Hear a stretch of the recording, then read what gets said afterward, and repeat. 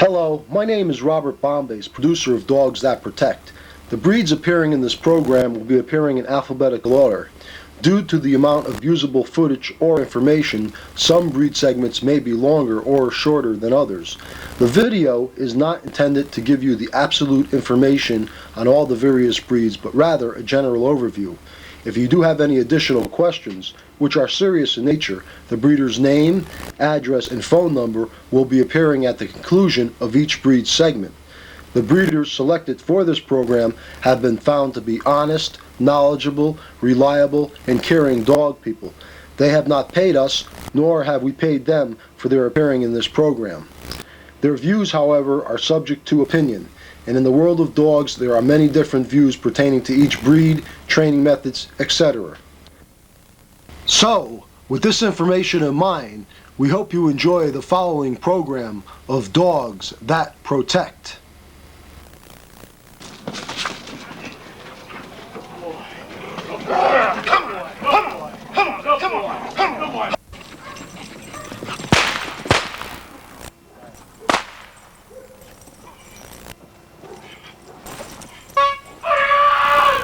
A little bit about yourself as a breeder of the American Bulldog. Well, we started researching back in 1978.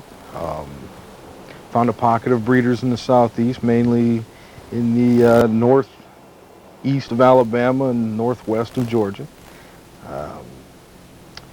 Picked up a couple dogs, started breeding them, and wasn't real happy with the results of that particular strain, and then decided to start doing it on a bigger scale.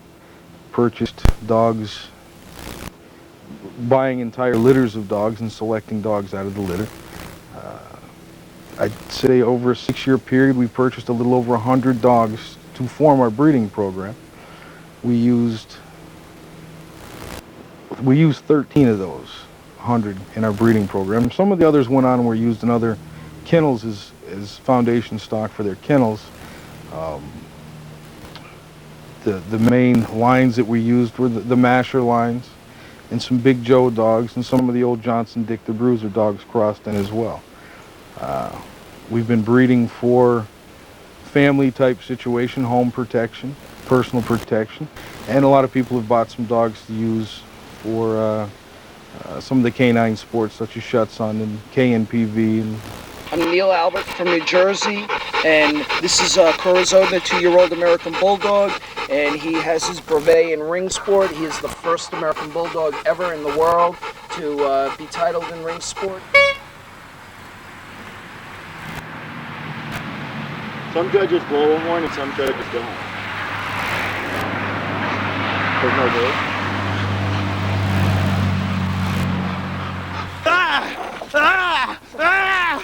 Get him off me! Boy, Hannibal. Get him off! Good boy, Hannibal. Good boy, Hannibal. Out! No, out! Good boy.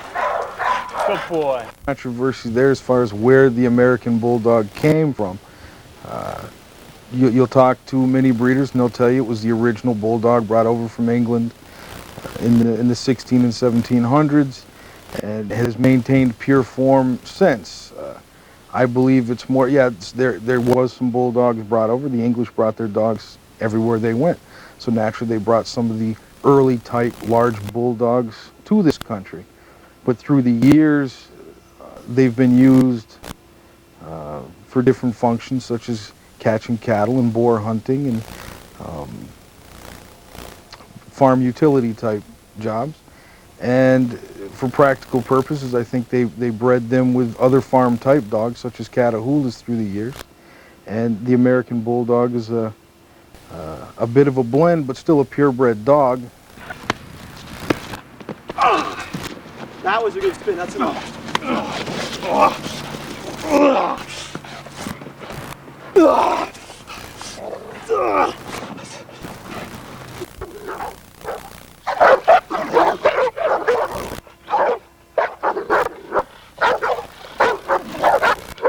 Mainly what we're looking at in an American Bulldog is we want a performance breed. No matter what, we want it to be a performance-oriented breed. So some of the requirements in the standard are things that such as angulation of the stifles. A straight stifle dog would be a pretty serious fault for a performance breed, as would shoulders sticking out or an oversized head. The American Bulldog should not have a head like an English Bulldog. That would prohibit it from working. Another key characteristic in the standard would be the underbite. A dog with too serious an underbite isn't able to function. The only size limitation might be, we set a size limitation at 125 pounds for a male. There are dogs that are bigger. Most of them fall much smaller than that. But there is no limit on height as long as the dog is of performance type. Odin up! Good boy, get the ball. Odin up. Down.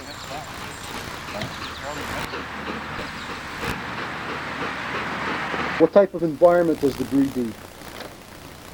Does it function well in? I'd say the Bulldog is best as a family dog, raised as part of the family. They're not a real good kennel dog. You're not going to get the best disposition out of them, like some of the other canid type breeds can survive in that atmosphere much better than American Bulldog.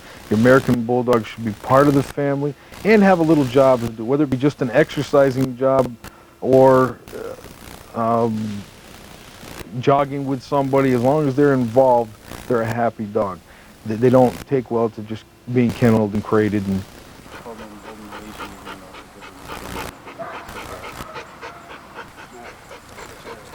Bye now.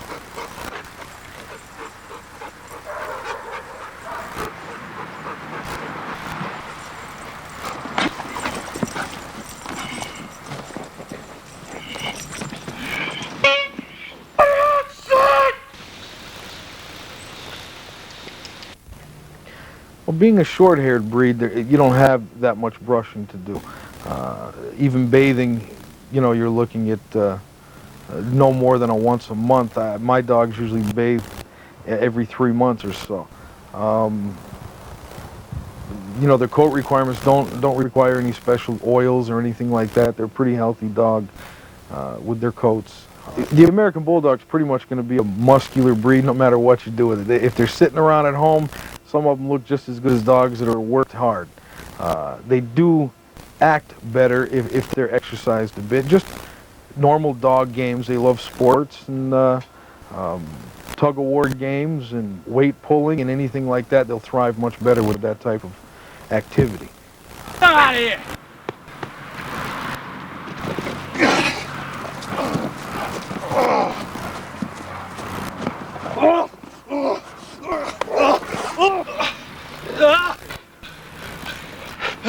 To a situation, not create a situation.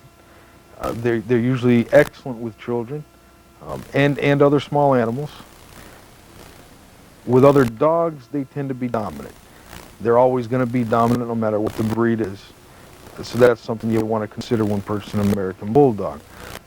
They're a very capable dog, being of boar hunting descent and this and that. They are capable of doing harm to another dog in the wrong situation. So you have to raise your dog right and teach them when to react to things like that. They do get along with other family pets. It's pets outside the family that can be in danger. Good girl, pass off. Get out of here. Pass off. Get the dog out of here. Keith, talk pass back. Off, Boots. Pass off, Boots. Get the dog out. Pass off, Boots. Pass off, Boots. Good girl, Boots. Pass off, Boots. Get out of here. Good girl, pass off. Good girl. Pass off, Side to side. Now. Good girl. Side to side. Good girl, Boots. Pass off. Side stuff. Get him out. Get him out. Good girl, pass off, Boots. What are some of the inherent health problems of the breed? Well, the strain we're presently working with, we don't really have too many problems. Probably the most major things you would see would be entropia of the eyes, like you'll see that with some of the other bull strains, bulldog strains. I'm not sure why, but as far as lameness goes, it's pretty much nil in the breed. Laming defects such as ankylosing process and hip dysplasia aren't much of a problem, and I think a lot of that is attributed to the dog's pain tolerance and their muscle development. Even if there is a problem there, someone could probably own an American Bulldog for 12 years and never know they have a problem until they get very old. Well, one rule of thumb I have in purchasing an American Bulldog is try to buy from a kennel that is breeding American Bulldogs and bettering the American Bulldog, not just producing for a living. There are a lot of professional breeders out there who breed, and their sole income is based on how many Bulldogs they sell. Their motivation may be a little bit too money-oriented, and they're not going to be that honest with you.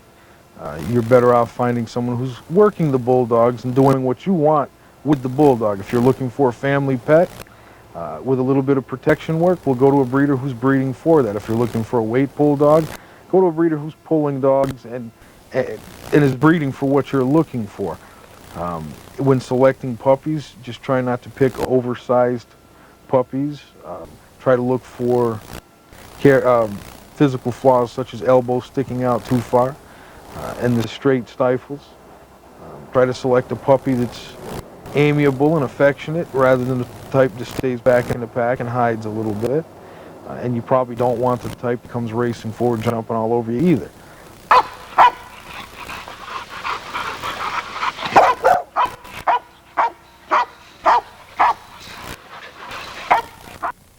I've seen and heard about different lines of American Bulldogs with names attached to these lines such as Johnson, Painter, Scott, etc. Can you tell us about the different names attached to these lines of American Bulldogs? Okay, well, you have different types of American Bulldog. The original Johnson type American Bulldog was a smaller line of dog used mainly for cattle driving. A big male would weigh 85 pounds. Then you had the Scott lines, and there were several of those. He used some of the old Johnson lines. He also had the bigger dogs, the Masher lines, which were dogs of 95 to 105 or better, that were used for a little bit heavier performance type jobs, such as boar hunting and such. And then Alan Scott also had some other lines that were almost Great Dane or Houndy in appearance. Some of the Big Joe dogs were excellent running dogs, big in bone, not as heavy in muscle as the Masher dogs. A good active type dog, but a little houndy in appearance. The Johnson Bulldog then kind of evolved through crosses with English Bulldogs into its present day form, which is more or less a longer legged English Bulldog. The Painter, Margentina lines of dogs are all based on the Johnson Dick the Bruiser crosses with the Williamson Big Joe, which is a Scott line of dog. And they produce dogs anywhere from 75 to 90 pounds. Generally a healthier dog than the Johnson dog, and a popular cross with the Johnson dogs. We didn't have great success crossing those two because there were inherent problems on both sides. In our first generation, we did improve a little bit, but breeding on after that seemed to bring on the characteristics of both lines and had just the same problems we did before. The Masher dogs tend to breed a little bit cleaner, straighter legged with less joint problems, and tend to have a more working type disposition or farm utility type disposition than some of the other strains did. The present day Painter dogs, there really isn't any Painter line. He had them for such a short time and did a lot of sales, but he was mainly peddling Johnson Dick the Bruiser cross with Williamson Big Joe. There wasn't an established bloodline there.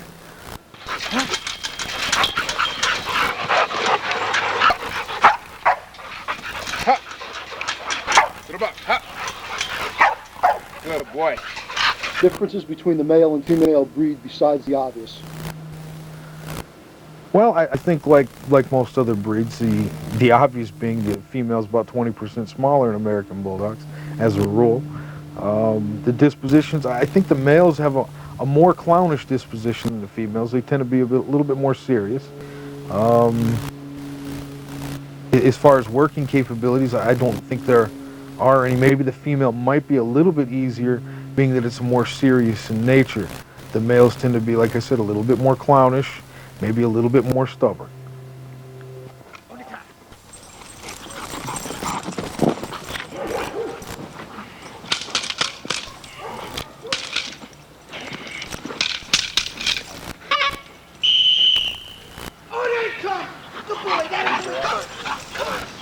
should be a relatively easy dog to train. Like a lot of other bull breeds, they do have a stubborn side to them. You have to make things somewhat fun for them. I don't believe it's a breed that everybody should have to go out and be professionally trained. That's not what we're looking for. They're very, very eager to please breed, and that makes them easy to train. Yeah, catch it. Hey! Oh! Yeah! Boy, Hannibal! Good boy! Get him, Hannibal! Good boy! I think the American Bulldog is an excellent protection dog. It's a friendly dog with strangers and very confident dog. It's not an overly nervous animal, and therefore you can have it with you at all times in a car situation or at parks or parades or whatever, and they're going to react to a situation. If the people are amiable and friendly with the dog and you, the dog is going to react friendly back to them. If the people seem to be menacing or a threat in any way, well, then they're going to get a reaction from the dog. And just the appearance of the dog, it's a muscle. It looks like an offensive guard in the National Football League. It scares people. I don't think, I know myself, I wouldn't challenge one. So there's probably not too many people out there that would. That makes them a good protection dog. The fact that they're athletic makes them a good protection dog. And as far as sport protection, that's pretty much up to the trainer. I think the dogs have unlimited capabilities. Go. On attack.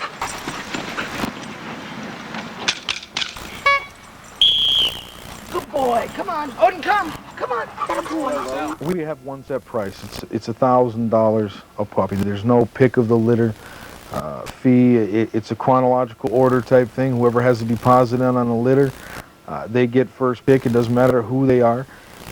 I found before it made a big difference when I first started out. Pick of the litter meant possibly one of only 3 good dogs in the entire litter. Now that we've bred down these lines for several years now, I couldn't even pick one puppy out of the litter myself, so I don't think anybody else could. There's no true pick of the litter. It's a sales ploy. You can have pick of the litter if you give me $1,500 and I sell the pick of the litter 5 times over. That's something we don't do here. Buyer requirements. What do you require of a buyer that wishes to purchase a dog from you? The main requirement is just to know what they're owning here. The American Bulldog's probably not a good dog for a first-time buyer who's never owned a dog before.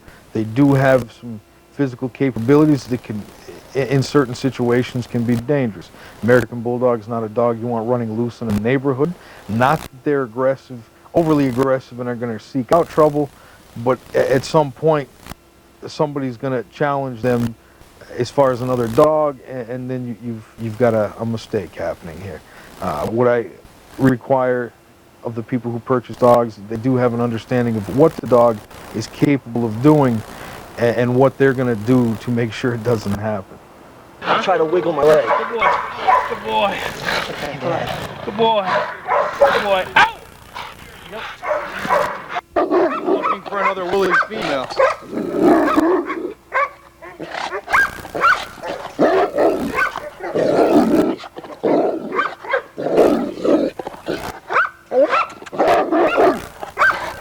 Bear's an English Mastiff, came out woolly coated like some do. He happens to be a little bit more aggressive than most, and someday we're looking to possibly find another woolly female comparable to him in temperament and a whole bit, and try to bring back a little bit of the old Mastiff with some protection in it.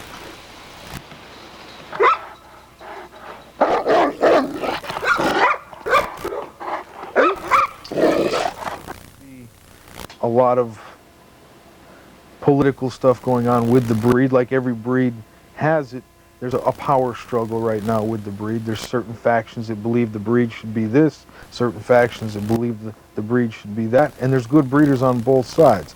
Unfortunately, because of the politics, a lot of these breeders don't get in contact with one another, and the breed is hurt by not enough people joining forces to produce better dogs. One thing we have with the registration we're working with right now, which is the National American Bulldog Association, is a code of ethics that breeders cannot slander one another and spread ill will around, because it's detrimental to the breed and the breeders involved.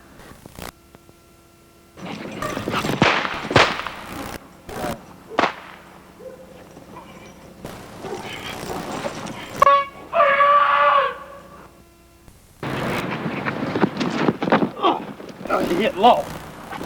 I got it. I love it! I love a takedown! Good boy! Good boy! Don't move, don't move, don't move! Good boy! Good boy. Hold on. Out!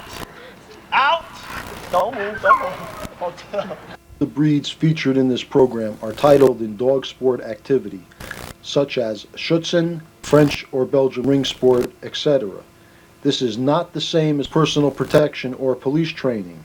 However, many of the dogs shown in the program are cross-trained to work as police or personal protection dogs, as well as excelling at the various dog sports.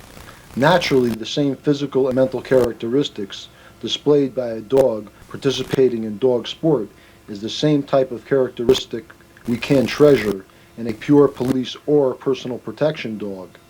In many ways, dog sport training is actually more demanding than the training of a pure personal protection or police dog.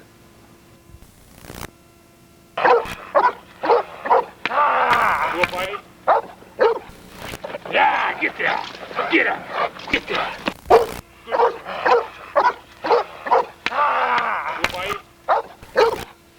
Yeah, get there. Get him. Get there. Get there. Get him. Good girl. Good girl. Okay, freeze. Out. Your breed, the American Pit Bull Terrier, has a bad reputation as being a vicious people and dog-aggressive breed. What are your feelings on this? That is in a broad sense incorrect. In a narrow sense, if I bred dogs for one purpose, let's say even to be a show dog, and I could care less if they were overly dog aggressive, as long as they won dog shows, then my line, my family of dogs would fall into that category. If I bred dogs and was careful and selected the proper temperaments, then they wouldn't fall into that category. We will have a gathering here today of a Land of Giants family reunion, we call it, and you will see many, many dogs from all walks of life that came from here that are all purebred pit bulls coming with their families and socializing. You will see some that need to be held away. Like people, some have different temperaments. Some people are congenial, get along well, other people don't. But as a rule, these dogs aren't overly aggressive, and again, it depends on where they're coming from and who owns them. How you doing? My name is Michael Valier. I'm from Billerica, Massachusetts. This is my dog Damien, and that's why behavior-wise, he's a very good dog. I brought him to Ohio with me to the National Canine School, and every dog, intelligence-wise, he put to shame, and just everybody wanted him. He's an excellent dog. You can't find a better dog, obedience-wise, and just a great dog. The leg, the back, the chest, the arm, the shoulder. Wherever you face the dog is where the dog is going to bite. This dog that's coming out, 18 months old. Dog's name's Samson. My name is John. I own Canine Performance Training out in North Reading. Very good friends with Ken. We're going to do some agitation. The reason why I have the mask in my hand is because the dog knows me. So therefore, we don't want him to know the person that he's going to bite, right? Good boy. Good boy. Good boy. Watch him. Good boy. Watch him. Pack him. Good packing. Good boy. Get there. Get there. Good boy. Pack it. Good packing. Good boy. Good boy. Well, myself personally with these dogs, I got involved about 28 years ago. I had friends that had them at the time. I was breeding German Shepherds. I eventually got out of those and into these dogs. I've been breeding my own line of these dogs, the Land of Giants line, for about 10 years now. We take the dogs to a level that I think a lot of people don't realize. We not only have won many awards at dog shows, including the Cherry Blossom Classic in Washington, D.C., but we also have made it into some books with our dogs. A recent book out is Canine Bodyguards by Mike Harlow, and there's 6 of our dogs in this book. We sell to a variety of people, including doctors, lawyers, typical, I guess, working class Americans. A big variety of people are attracted to the dogs. Our personal goal is to produce a very stable, loyal, affectionate family guard dog. And to be a family guard dog, he needs to be congenial with people you bring into your home to be a family dog. He also needs to protect you from people that you don't bring into your home. All right. Action. Good girl. Good girl. Yeah, get that. Get it. Good girl. Good girl. Yeah, get that. Okay, freeze. Out. Good girl. Good girl. Okay, the history of this breed is actually quite sketchy. There are tapestries and carvings that go back thousands of years that show dogs in ancient times that are identical to these dogs. From there, they trace up through the whole Molassa group and the Bulldog groups, which are vast. And from there into most recent times, we'll say a few hundred years ago, into Ireland, Scotland, and England, and dog fighting and bull baiting, which was considered a sport, even though it was quite gruesome.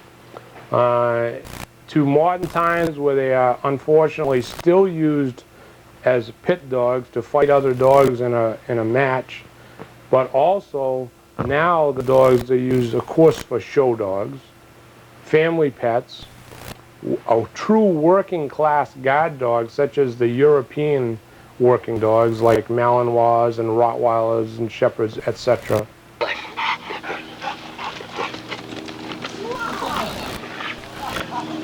Good girl. Good girl. Get that toy. Get that toy. Get that toy. Get it, girl. Get it. Get that toy. Get it. Get it, girl. The standard for these dogs varies tremendously as compared to other dogs, other breeds of dogs. Typically, they would like to see them somewhere between 35 and 65 pounds, but that's a suggested weight. What they really want is for the weight to be in proportion to its size. So you could theoretically have a 100-pound pit bull that was aesthetically correct for the standard as long as it was proportioned correctly. It should have, there are 2 standards, by the way, a UKC standard and the ADBA standard. The standard we try to breed for is the ADBA standard, which is a performance dog. We're looking for a roached back, similar to a greyhound, deep chest, tucked up stomach, straight pasterns, firm cat feet, good stifles, that is a curved stifle that has power when it runs, not a straight stifle. The bite should be a level or pincer bite. It can vary some, but that's the preferred bite. This is Kimba. She'll be 2 on August 9th. We live in Brighton, Mass. She lives with 12 cats. Do everything to her, and she's just wonderful with them. She wouldn't harm a fly, unless you try and break into my house. And we've had that already, and I'm the only house on my street that did not get robbed because I have her. Well, Huh. These are babies. I'm from Vermont. Your brother. The environment this dog needs is not specific. That is, it can live in an apartment, it can live on a farm, with farm animals, by the way. What I think the real environment it needs is affection and caring so that it's not in the wrong hands. Some people give these dogs a poor environment, perhaps in an inner city sometimes, and the dogs are abused and misused. But the dog's environment really, if it's just in an affectionate, caring home, it doesn't matter if it's an apartment or a farm. Get that! Get that! Good girl! Get him! Get him, Missy! Good girl! Get that! Yeah! Okay, freeze! Out! Good girl!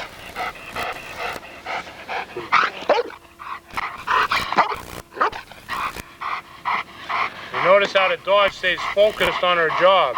She's not even bothering with you. Yeah! Get that! Okay, out!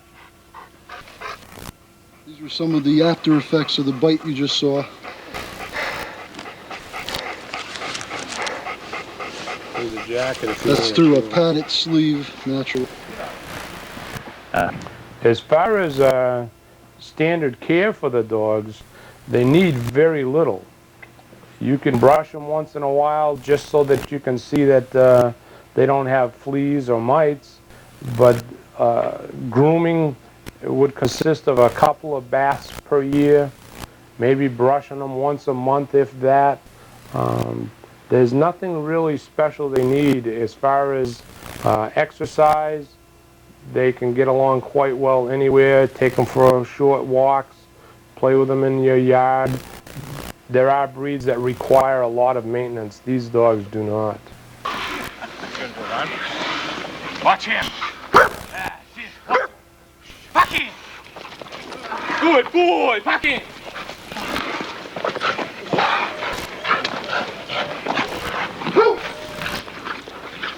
Good, back in. Get that. That's it. Good boy. Good boy. Good, back in. Good boy, Samson. That's it. Good boy. Good boy. Get that. Good boy. Good boy. Get that. That's it. Watch him. Good boy. Watch him. Good boy. That's it. Watch him. Good boy. Good back in. Good boy. Good boy. Get that. That's it. Good boy. Get that. Good. Back in. How you doing? My name's John Johnston. I own a professional dog training school, Canine Performance, in North Reading. I've been working with Ken Buzzle for probably about 3 years now with some pit bulls. The way that when we work the dogs, the training potential of pit bulls is unbelievable. They're real smart.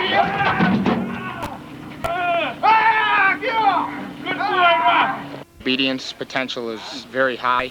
The protection potential for those dogs is their game is extremely intense. When we try to train the pit bull, we usually try to do it more as a game in the beginning, but not too much because they are very prey orientated. Because they're so prey orientated, the protection ability of the dog tends to become a game, whereas out in the streets it's not necessarily a game. You want it to be more of a live situation.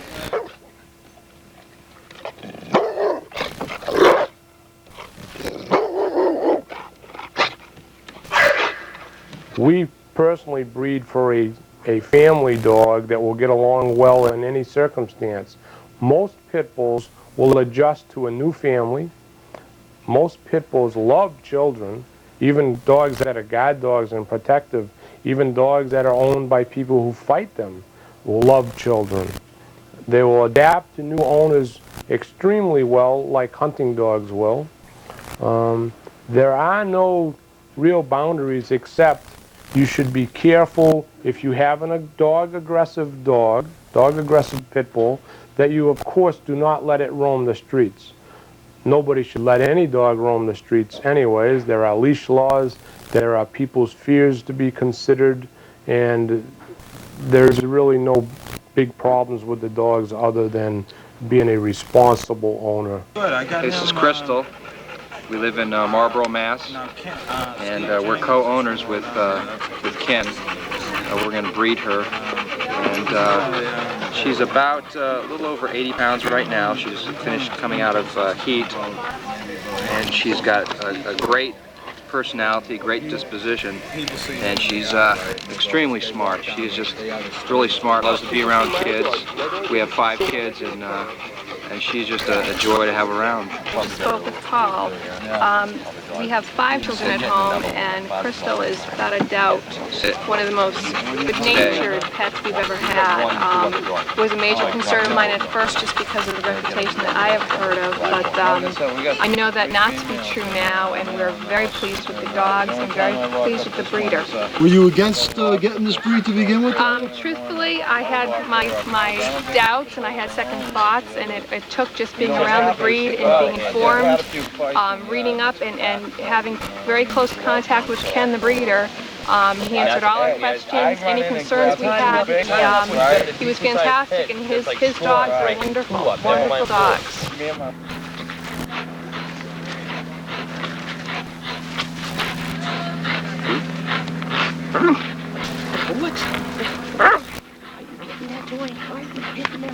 You're a good girl. Yes, you are. Good girl.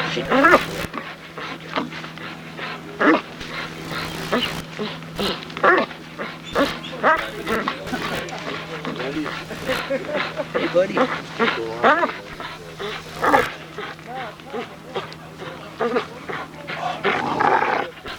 girl. Good girl. Get that toy. How long will she do this for? Hours? Literally, she'll do it for like 2 hours. I've had her to the point where she was so tired she lays under it for 10, 15 minutes and then immediately just goes right back at it. And the one I have at home, she hangs off of it. Her feet barely ever touch the ground. Hi, girlie. All right, drop. The health problems in these dogs are almost non-existent. We kind of call them a bulletproof dog. There are certain strains that you may have some problems. In real show dogs, dogs bred just for dog shows, you could come across hip dysplasia. In a working dog, that's not usually the case. In a red-nosed dog, a dog with a red nose instead of a black nose, you can have the same type of skin problems that red-headed people have. That is allergies, eczemas, that type of thing. Basically, what do you think somebody should look for when they're purchasing an American Pit Bull Terrier for work or for a family dog?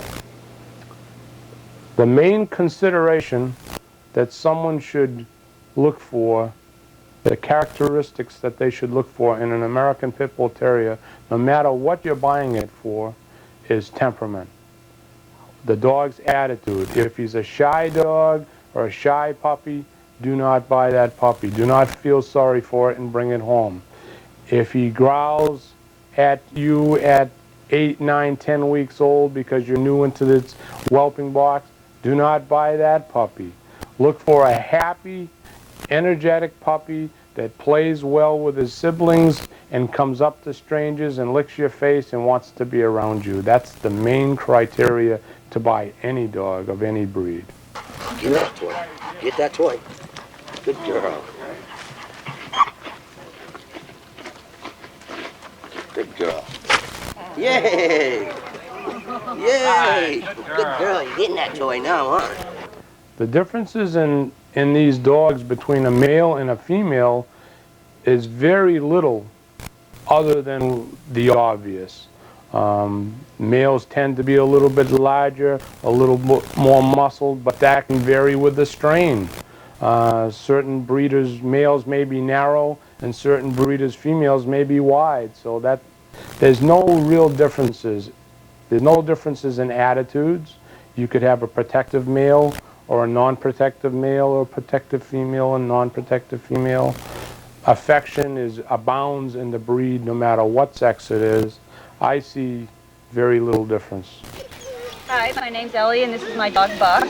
Buck is 3 years old as of yesterday, and he's a great companion to me, and I run with him every day 2 to 5 miles, and I feel very safe having Buck there with me, and I let him set the pace, so some days we stop and go more than other days. And he's just a very nice dog. He loves other dogs, he loves other animals, cats, people. He's just a really nice dog, a companion. How did Ken help you out selecting the dog? We did, when I came to look at the puppies, the litter that he had, we did temperament testing on the puppies, and Buck seemed to be the one that would fit my needs the best. I explained it to Ken that I wanted a dog to run with me and to make me feel safe, and this dog certainly does that. Uh-oh. Trouble. What are some of the differences between the American Staffordshire Terrier and the American Pit Bull Terrier? Well, the American Pit Bull Terrier has been in existence for hundreds of years. The American Staffordshire Terrier was bred from American Pit Bull Terriers. In 1936, the AKC registered American Pit Bull Terriers as Staffordshire Terriers. Then in 1972, realizing that there were English breeds called Staffordshire Terriers and Staffordshire Bull Terriers, the AKC changed the name to American Staffordshire Terrier. So an American Staffordshire Terrier is nothing less than an American Pit Bull Terrier bred to a certain size and conformation standard. The American Pit Bull Terrier is still a performance breed and a working breed. The American Staffordshire Terrier is a show dog, and that is it. Okay, I know there is some American Amstaffs that work pretty well, though. That is true. You can have exceptions to every rule.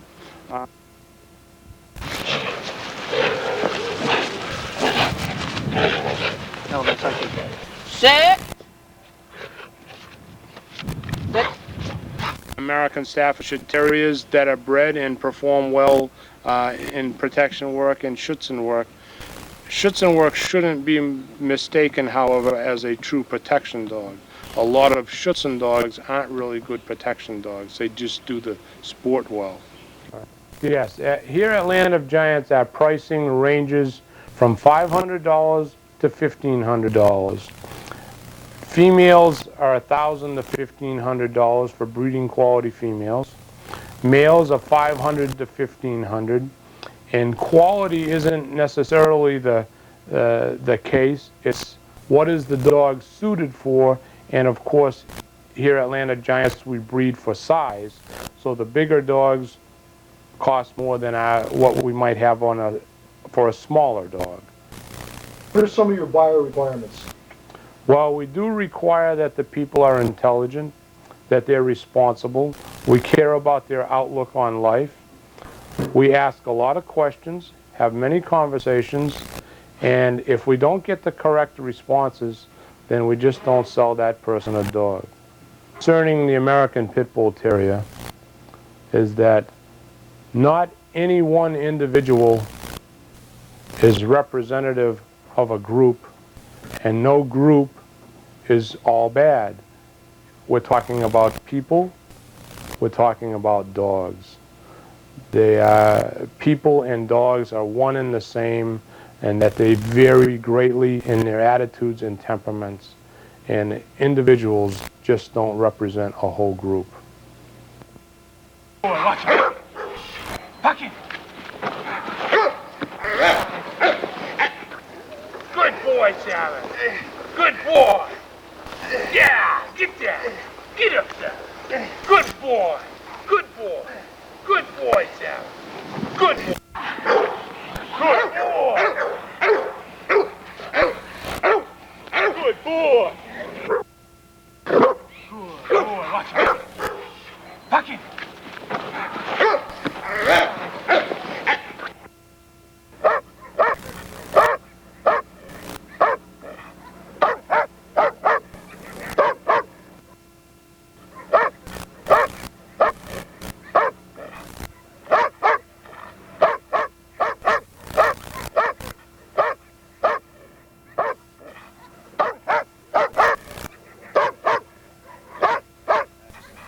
This is the Anatolian Shepherd Dog, or Choban Köpek, as it's known as in its homeland of Turkey.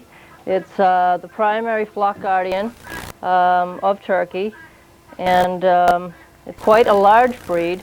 It's about 29 inches to 32 inches in height, and it weighs up to 150 pounds.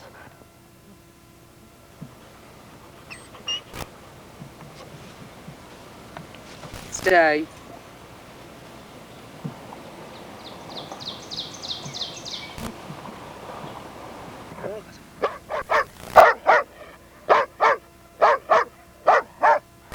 breed is thought to be descendant upon the ancient Molosser dogs, as well as the desert sighthounds native to the area, which combines to give them the speed and the strength necessary to outrun the predators, which are mainly wolves and bears. This is a breed that has been bred to work independently of man, to think for itself, and so therefore, with this independent attitude, is a little bit harder to train. But it's very intelligent, but it just does not respond as quickly to commands as many of the other breeds.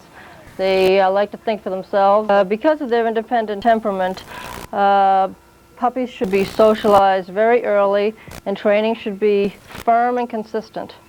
They need to see you as the leader, otherwise they will take it over themselves, and that can be a very dangerous situation.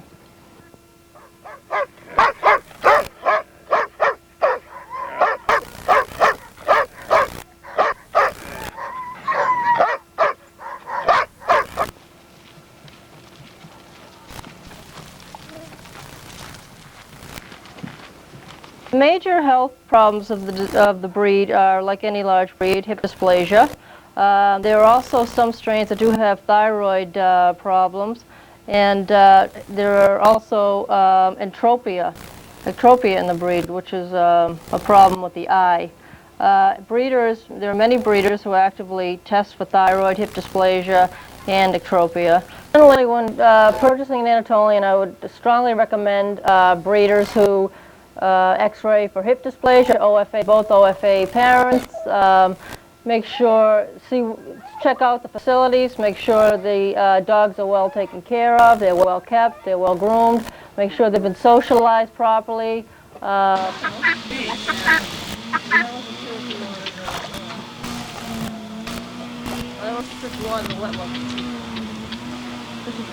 The general pricing of the breed is there's a wide range. Like you said, there are some farm dogs you can get for a few $100s, but many of those have not been health tested, and there's no guarantee of temperament.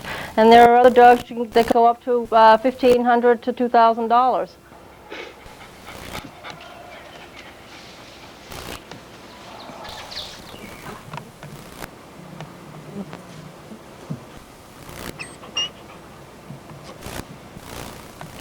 Stay.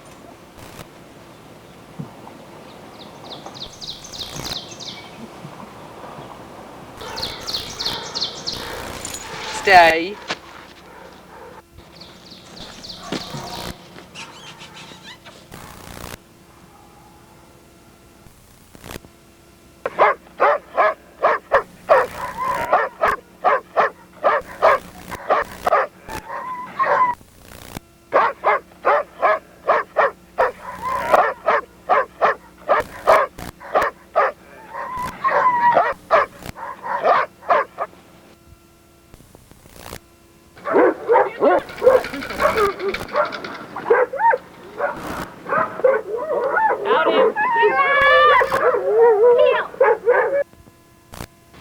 The following information is being supplied by Carolyn Harris with video footage shot mostly by her husband Chris Harris. The black and white film footage you will be seeing is very old, therefore the production quality does suffer. However, it does show what the Argentinian doggo was originally bred for.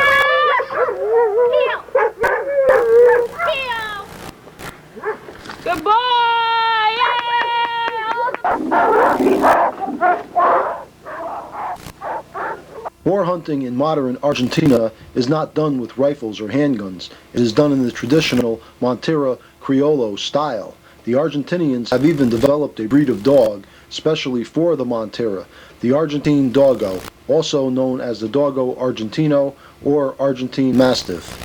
The Argentinian Doggo is bred to track, chase, catch, and hold the wild boar until the hunter arrives to kill the boar with a knife. The Doggo was created in the 1920s by Dr. Antonio Norez Martinez and his brother Dr. Agustin Norez Martinez. Using the Cordoba fighting dog as a base, Antonio set about creating the perfect boar and mountain lion hunter. Antonio wanted his new breed to also function as a home and family guardian. Antonio felt a guard dog was worthless if it abandoned a fight when subjected to pain. He also wanted a superb hunting dog that would fight to the death if necessary to defend its master. With these two goals in mind, he added Pointer to increase scenting ability, Boxer for intelligence and trainability, Great Dane for size, Bull Terrier for fearlessness, Bulldog for chest width and valor, Irish Wolfhound for hunting instinct and speed, Dog de Bordeaux for jaw strength, Great Pyrenees for size and white coat, and Spanish Mastiff for power.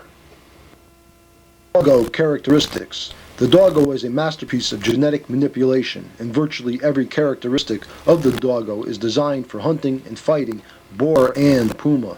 The Doggo is a large, powerful dog, 23.5 inches to 27 inches in height, and 75 to 100 pounds in weight. Since it must be able to pull down a large boar. Yet the Doggo is not so large that it isn't agile enough to avoid the slashing tusks of a wild boar. Doggos have a short white coat so they can tolerate tropical heat and be seen at night or in thick brush. The head, jaws, and teeth are shaped to give the Doggo the biting power to hold a boar until the hunter arrives. The angulation of the shoulders and rear assembly is medium and balanced to provide maximum speed, endurance, power, and agility. The chest should be broad and deep for great lung capacity. The feet should be tight and well padded. The tail is left natural for use as a counterbalance while fighting the boar or puma. All in all, the Doggo is powerful yet agile and capable of a lightning speed and incredible stamina.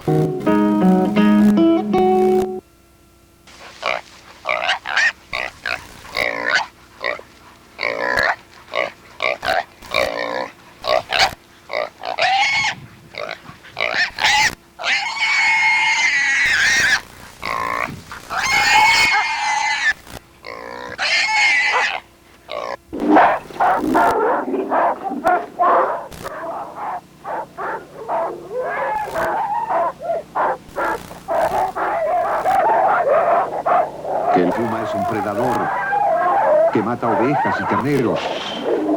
¿Conoce usted pumas vegetarianos?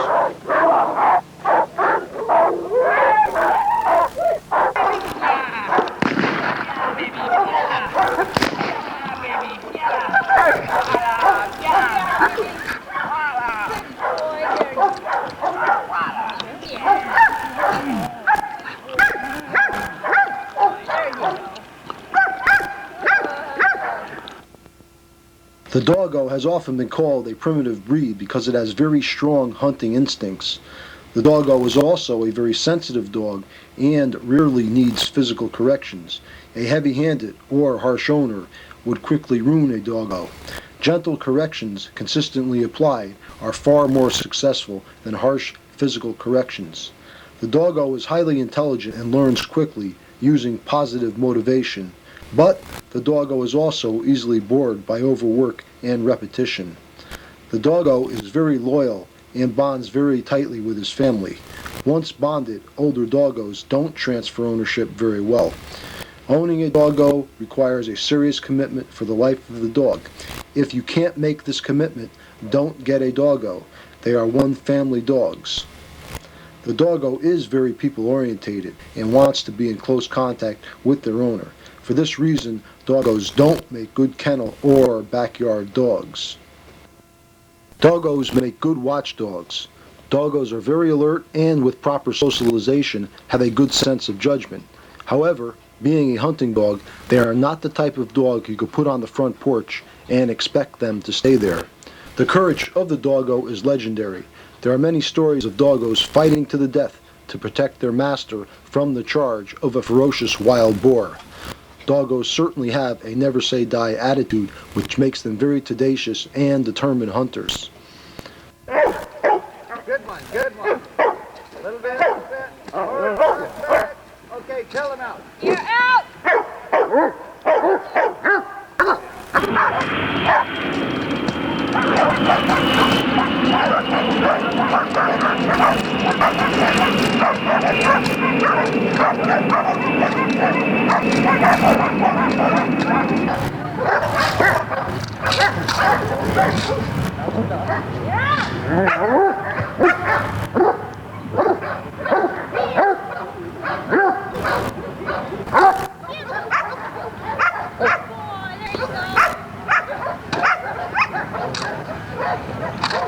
Doggos have a high pain tolerance, which is necessary for an effective boar hunter, but presents a problem to the pet owner. Pet doggos tend to be very rough in their play and often get scrapes, wounds, torn toenails, or embedded foxtails, but will not show signs that anything is wrong with them. For this reason, the doggo owner should examine their doggo thoroughly after hikes and roughhousing. Adult males are outgoing and friendly with strangers, if the owner accepts the stranger. Around the home, adult males can be somewhat aloof and independent of their family, preferring to spend most of the day snoozing in a back bedroom, yet alert and ready at a moment's notice. Females are friendly with accepted strangers, but not as boisterous as the males. However, with their own family, the females are much more affectionate than the males. Often, the females have slightly sharper senses and hunting instincts than the male. Females are also less apt to challenge their owner's dominance, and for this reason, we recommend the females over the males around kids. Most male doggos are pretty dominant dogs and need a very experienced, responsible owner who has a lot of common sense and who is assertive without being domineering. Things to note. While doggos tolerate heat well for a dog, doggos are not very cold tolerant. They can tolerate cold weather while they are working and moving, but can't stay outside in it. Doggos that lay outside or on cold surfaces are very likely to get arthritis prematurely. Doggos can get sunburn if they are left out in the sun all day. For this reason, doggos need shade when left outdoors for more than an hour or so. Doggos don't have severe skin problems, but they are definitely sensitive to irritants in their diet and environment. Like any large breed, doggos are susceptible to canine hip dysplasia. Any doggo that is used for breeding should have its hips x-rayed, and the x-rays should be submitted to a recognized organization, OFA or GDC, for evaluation and certification before the dog is ever bred. While eye disorders don't seem to be much of a problem in the doggo, the ethical breeder will have their dog screened for congenital eye disorders before breeding them. As in any predominantly white animal, some doggos are afflicted with congenital deafness.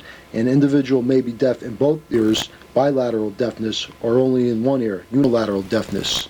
Doggos can be BAER, brainstem auditory evoked response tested, as early as 5 weeks old to determine if they are normal, unilaterally, or bilaterally deaf. Doggos can be dog aggressive. However, it usually isn't uncontrollable. Lack of early socialization with other dogs is also a contributor to dog aggression. Typically, the doggo would rather play, but is not inclined to back down from a fight if another dog wants to start one. It is generally not recommended to keep a male doggo in the same household with another male of a large breed. This is asking for trouble. Adult doggos need a lot of exercise and can be restless and destructive if they don't get enough exercise. Puppy doggos should not be formally exercised until they are at least 1 year old. Puppy joints can be damaged by continuous repetitive motion. Because of their incredibly strong hunting drive, doggos absolutely, positively need to be obedience trained. Because the doggo is very sensitive, obedience training needs to be done using a lot of positive motivation. praise, treats, and games. Most obedience trainers use training methods that are too harsh for the doggo, so the doggo owner needs to be very selective when choosing an obedience trainer. In the doggo, the Martinez brothers have created a masterpiece that greatly surpasses their original goal. The doggo has been proven to be highly versatile. Doggos are successfully used as guide dogs for the blind, drug detection dogs, police dogs, wheelchair assistant dogs, therapy dogs, and as competitive working dogs in Schutzhund and in French ring sport. However, it is plain to see that the doggo is not the dog for everyone. Their extreme hunting drive and tenacity, coupled with a high energy level and intelligence, result in a dog that is too much for the average dog owner to handle. Oh, Big Stuffy! What a big girl! Yeah, Big Stuff! Oh, Big Stuffy! You got those stuff!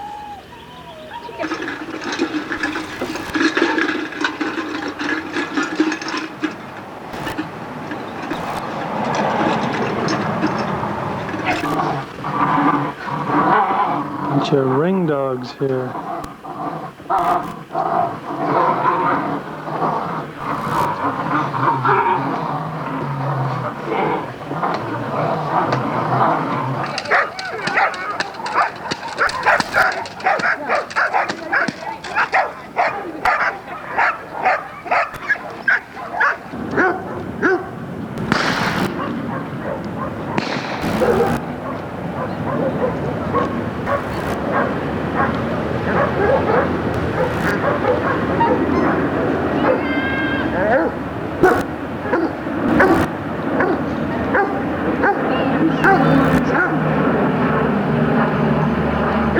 All right, really good.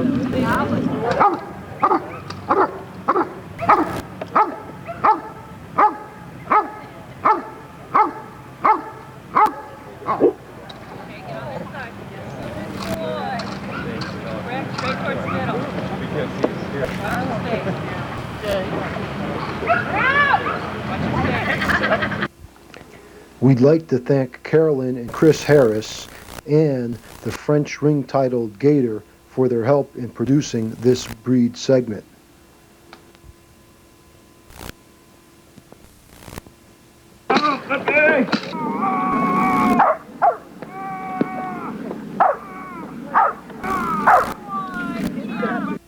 Hey, in the bell? Walk there. Pick.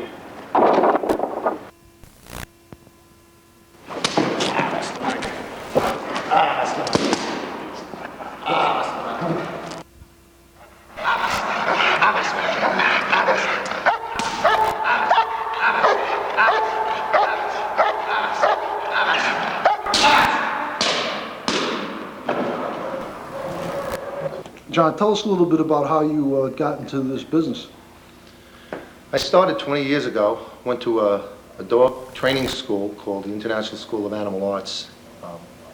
My teacher was Maurice Cornelissen. He's from Belgium, he's a Belgian trainer, and he's the one that turned me on to the Belgian Malinois. And a lot of my contacts over in Belgium. Went to school with him for a year and a half, and then when I graduated from school, I apprenticed under Maurice for about 4 years. And then after that, I went on my own. And I go to Europe every year for about 2 to 3 months, and I train with the Belgian trainers. And that's where I pick up my breeding stock and things like that.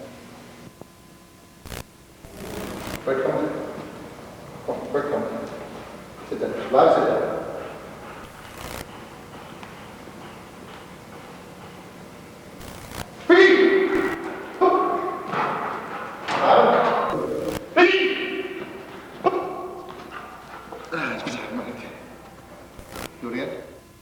The dog was originally bred for sheep herding in Belgium. And the Belgian Malinois Club first started in 1891. It was basically a neighborhood mutt that the shepherds would use each other's dog to breed, and they kept breeding the dog for the better working dogs, you know, to work with the sheep. And then they come up with the Belgian sheepdog.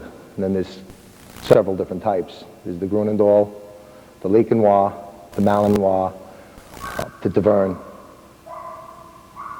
Most of the other countries, only in France and France-speaking Belgium, call them Malinois. The dog originally comes from the town of Mechelen in Belgium. And the Dutch, the Flemish-speaking Belgians, and the Germans call them Mechelers, Mecheler herders. So there's more people that call them Mechelers than people that call them Malinois. But in this country, we call them Malinois. All right, the breed standard, as far as color goes, it goes from a light fawn to a dark mahogany. Some white on the chest and toes is permissible. The ears should be short pricked ears. They have a short tail. The males go as high as 27.5 inches. Females, I think it's 26 inches. And they're as short as 22 inches. Now, there's different, every country has a different standard in the breed. In the American AKC, I'm really not that quite sure what the standard is for the AKC dogs. In Belgium, the dogs are much bigger, much more muscular than the French dogs. The Dutch dogs are a little bit bigger than that. So it depends on which country is really the standard. You know, the American standard, it's usually the more smaller, petite type dog. The Belgium standard is a much big, heavier, stronger, powerful dog.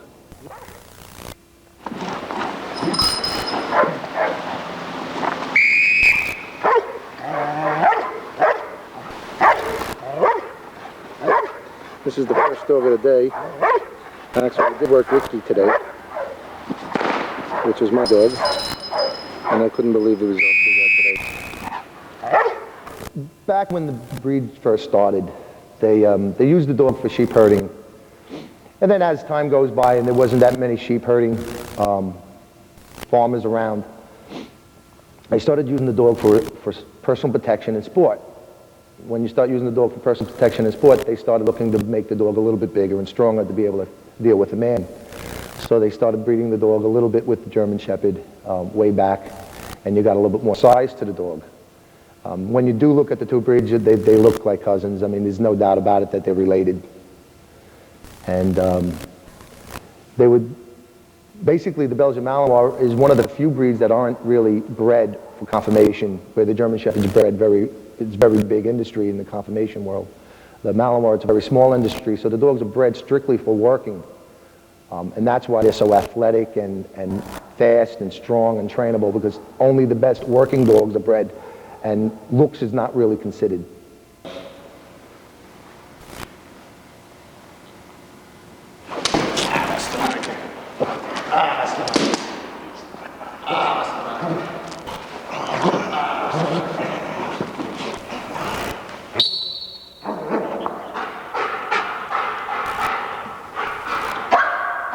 They need a lot of exercise. They're a very athletic dog. They're extremely athletic. A lot of people that know the breed would say that they have springs in their legs. They have a short coat, so it's pretty easy to maintain. You get an undercoat rake and a shedding blade, and you brush the dog once a week, and the dog will be, maintained really well. I told him to lay down. He lay down in this position. He won't move that position until he realizes he should get comfortable, because he knows he's going to do some work, and he's always going to keep himself in a ready position. As a track runner, when he's on the starting line, he's in a ready position.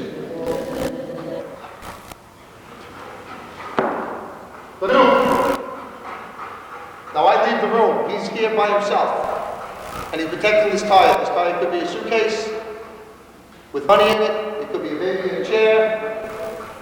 Anything you want. We're using the tire right now because everything else would slide all over the floor. Louder.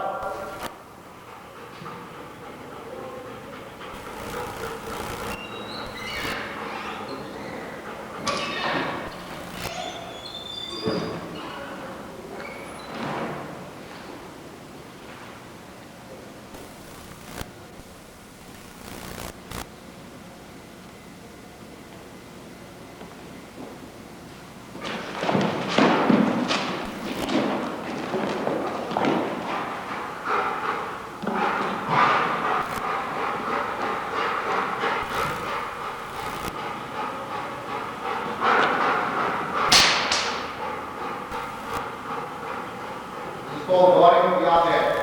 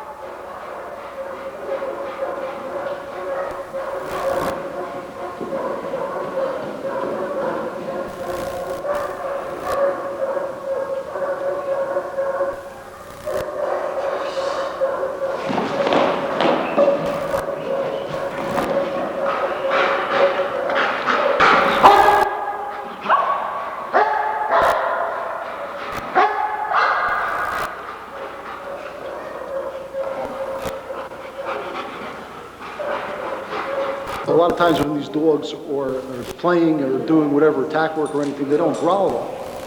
Well, the dog that growls is usually warning you to get away. A growl is a warning sign when the dog's a little nervous. If a dog wants you, he's not going to growl, he's going to stalk. And he's going to come take you. Like a wolf in the wild would never growl at the deer. He's going to stalk him and then take him when he has the opportunity. And these dogs, they're totally offensive, they're not defensive animals.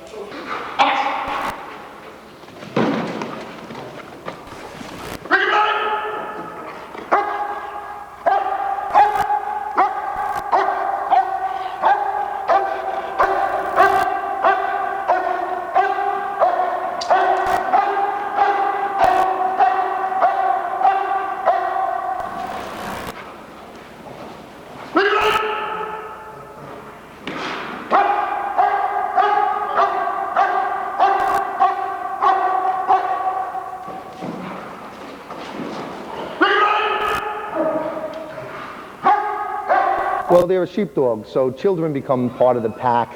They're very social dogs. I find that they get along together well. You know, they'll fight a little bit over food. Once in a while you'll see puppies, but generally they cohabitate with other dogs real well. If they're raised with children and the children treat the dog nice, they love the children. They're very protective of their family and their property because they're sheepdogs and that's what they're bred for. So they're a very social dog.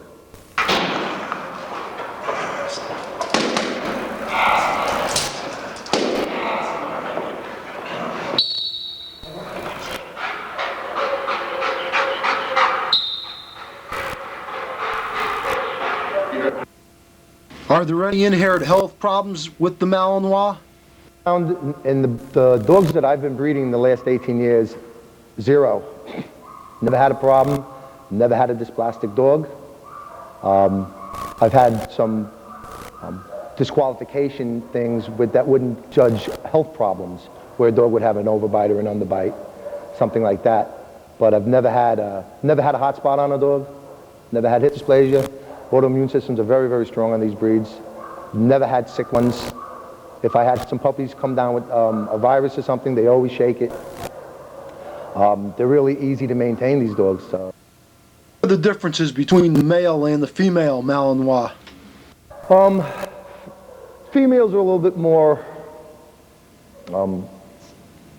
sensitive, I would say. And this is just generally speaking, because you're always going to find the female that's just as tough and rough as a male. They're a little bit weaker because males are bigger and stronger, and I noticed that the males have a little bit more character when doing the sport. You're really putting stress on the dogs that the males handle it a little bit better than the females, but there's really not that much difference, besides the obvious that the males are bigger and stronger. Assisted by Tom Pinelli of York Springs, Pennsylvania, Craig Barton of Florida shows us his female Malinois, Maui.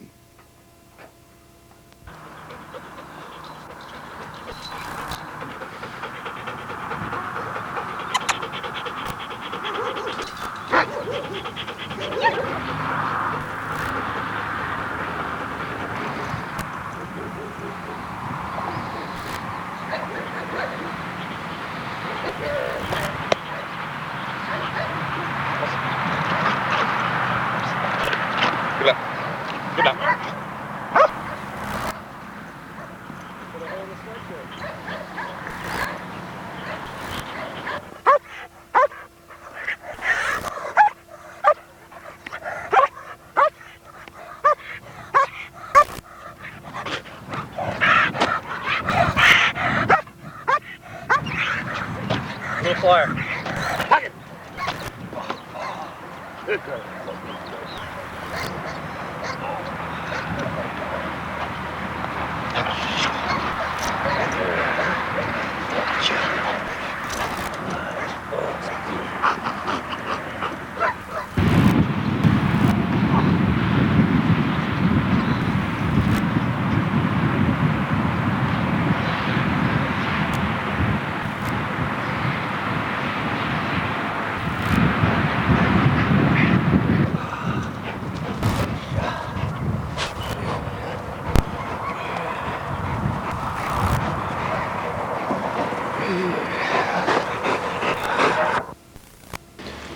What is the trainability of the Belgian Malinois?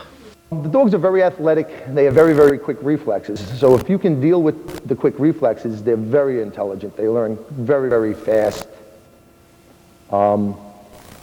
They excel in everything they do. I have a dog in West Virginia that everybody in the town uses the dog to herd their cows. The dog was never taught to do this. They'll just come over to my friend's house, pick up their dog, bring it over to their field, and the dog will herd up all their cows, put them in a puddle, and then they could just bring them in. As far as obedience training, very, very easy to obedience train, as long as you know how to deal with their quick reflexes. Trainer Pat Murray of New York shows us his Malinois in action, who goes by the name of Turbo. Hey, you got my wallet? Hey! Come on back here! Guys!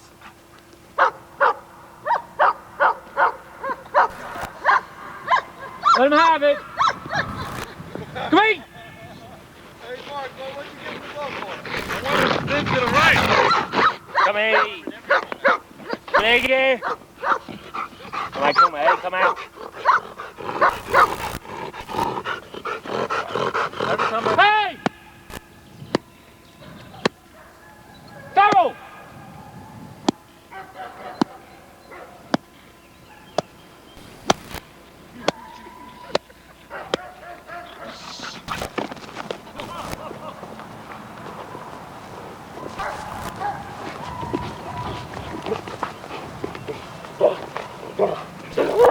Sit. Sit.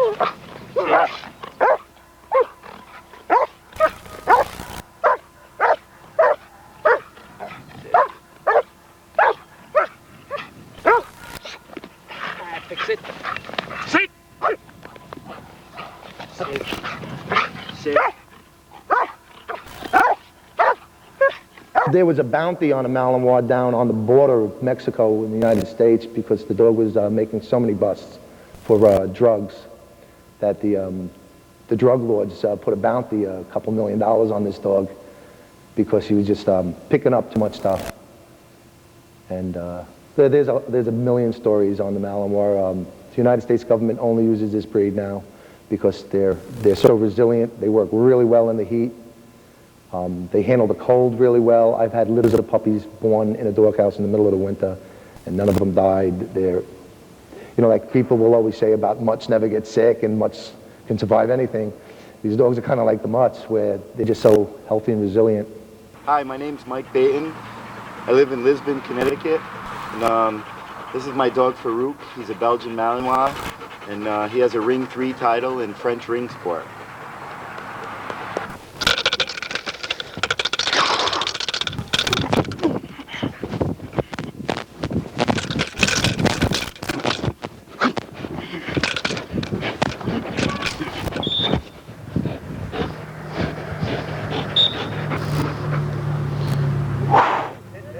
Oh, man. Right in the bread basket. Yeah, give me a second.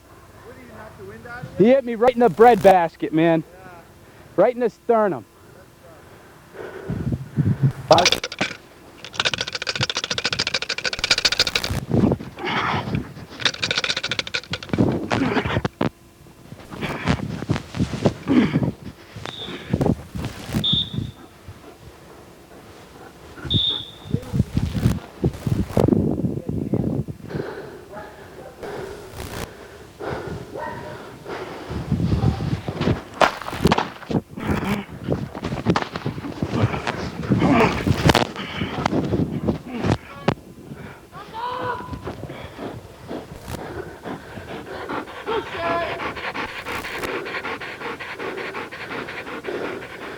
Move whenever I want.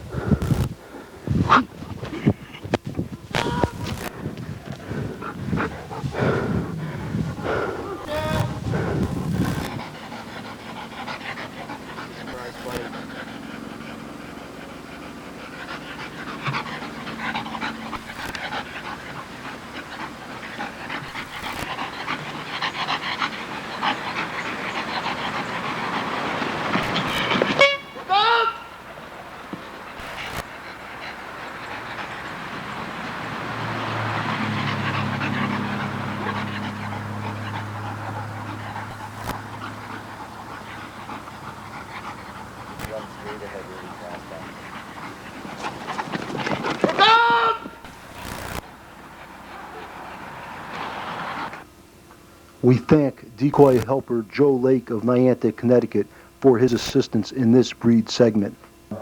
There's not that much difference between the three sports. A sport is a sport, as in soccer and hockey are basically the same game, played a little bit differently. Schutzhund is a sport more geared towards the German Shepherd, and it was a breed suitability test to test whether the dog is worthy of being bred. Ring sport, French ring sport and Belgian ring sport were designed as an activity, something to do with your dog. And they've developed a pretty intense sport. And like I said, it's very similar to Schutzhund. There's obedience, agility, some form of tracking, retrieving, and then protection work. The Belgian ring sport and the French ring sport are a lot more into it than the Schutzhund. There's a lot more things going on in the sports. The difference between the French and the Belgian sport is it's very, very similar. The biggest difference is the villains work in a different way, and the French is a little bit more geared towards more of a military type of overtone, where the Belgian ring sport's more of a civilian type of overtone.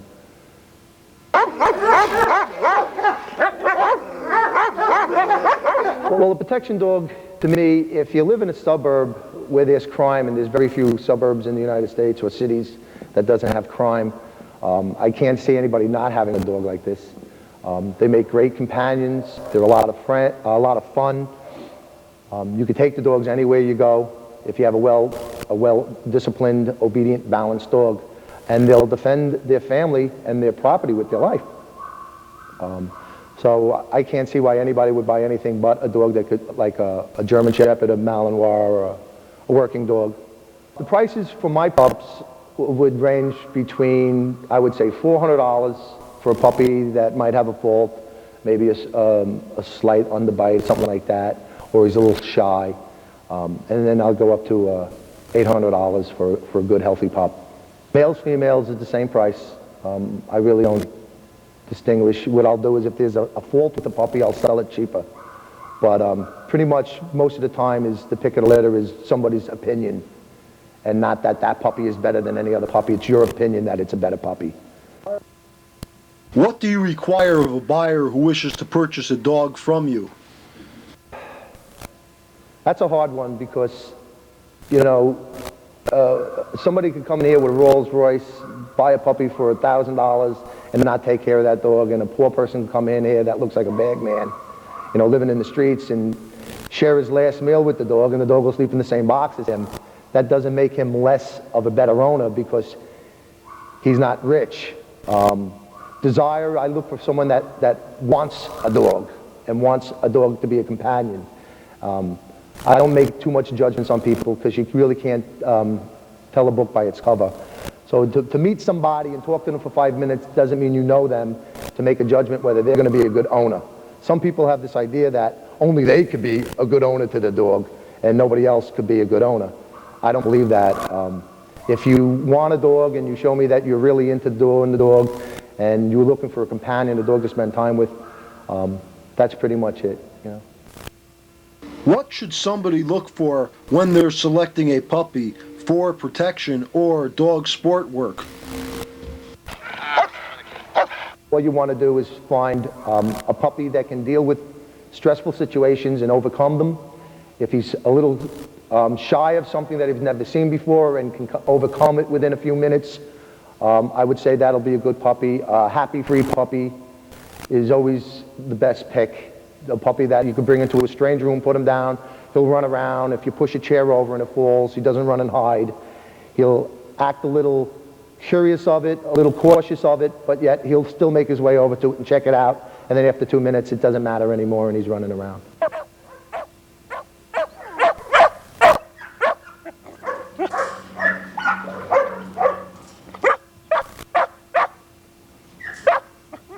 Different types of breeders. There's breeders that are breeding dogs just to make money, and they're looking to breed a dog to a dog, have puppies, and sell the puppies. I breed my dogs for work. I breed them primarily for ring sport, police training. So I'm breeding dogs for character, strength, soundness, balance. My dog should be able to handle any situation, be able to recover from any situation, to be strong, powerful, disease-free, defect-free as far as congenital defects go, and to be able to handle all climates. And, you know, that's basically, you know, what my goals are, is make the breed stronger and stronger, not weaker and weaker.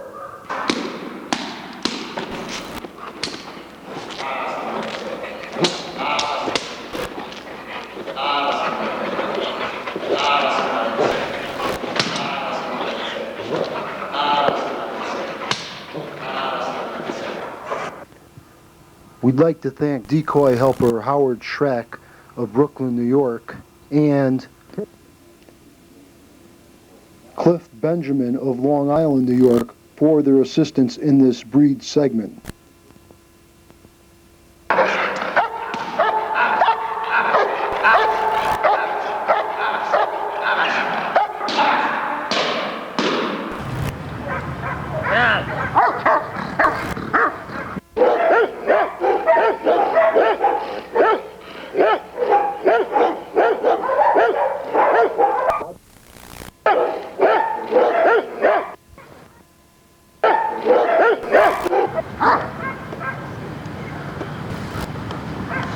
Watch this, because he takes the gun, has to put it on the table, and then comes back to getting it on.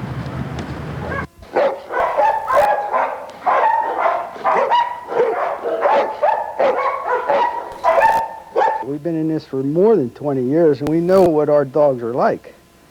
When you start breeding different dogs to different dogs, you could end up with anything. But if you start with a good dog, and you breed it to another good dog, and you start bringing out good qualities, you want to continue this. And it takes experience, it takes time, and it takes knowing what you're doing to do this. So if somebody's looking for a good Bouvier, they should go to somebody that's been doing it for a long time.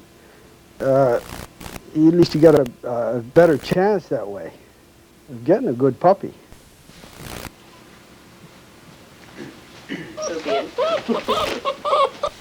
Okay, Bouvier de Flanders means cow dog of Flanders, cow dog of France. So they are really originated in Belgium, France, that part of the country. What was the breed originally bred for? Bred for cow dogs, for protecting and guarding the flock, for farm dogs.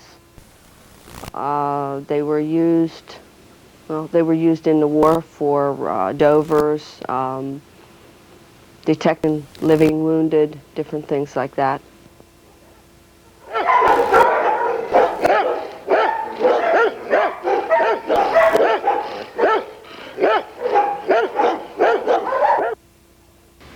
How did the breed first arrive in America? French brought them over during the First World War. The Germans were told to kill them on sight, therefore the breed was almost extinct. Wait, that would be a good shot at. Hey, over here. That's good. Now back over there.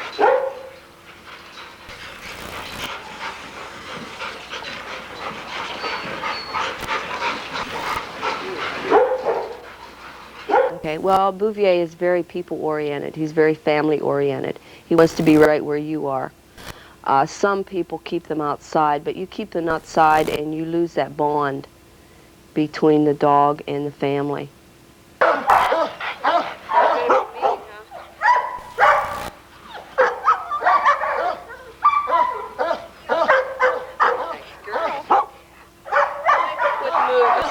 Well, the Bouvier should be a large, rugged, stocky type dog, a tousled coat, sort of a messed up type look. He should be very intelligent. He should be stable. Temperament should be very stable, easy to work with, a little bit on the lazy side, low-keyed, easy to live with, easy keepers. What kind of maintenance does the Bouvier need? Well, they do require some grooming. They're pretty much non-shedding. You take a comb and a brush through them once a week. Keep their toenails trimmed occasionally.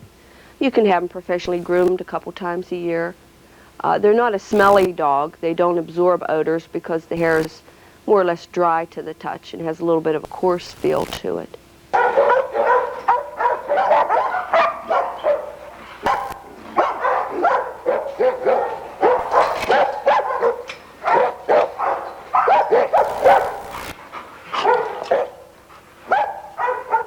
Okay, the Bouvier is not a picky dog. He gets along very well with other animals.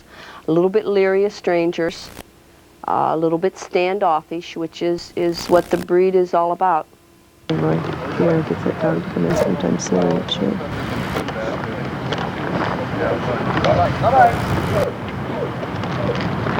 You notice how they say bye-bye? A lot of them say au revoir, bye-bye. It's one command that kind of teaches the dog to put back and up stomach.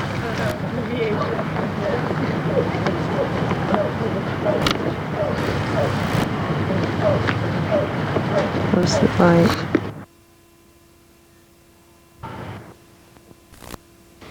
What are some of the Bouvier's inherited health problems? Really don't have too many inherited health problems. Any large dog, you have to watch hip dysplasia. You should have them checked regularly for different health problems. You should have the thyroid checked, different things like that if you're having any problems.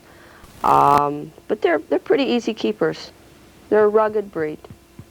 Okay, well, the Bouviers are used for seeing eye dogs, search and rescue type work, police work, guard work, Schutzen, attack type work. They're a very versatile breed.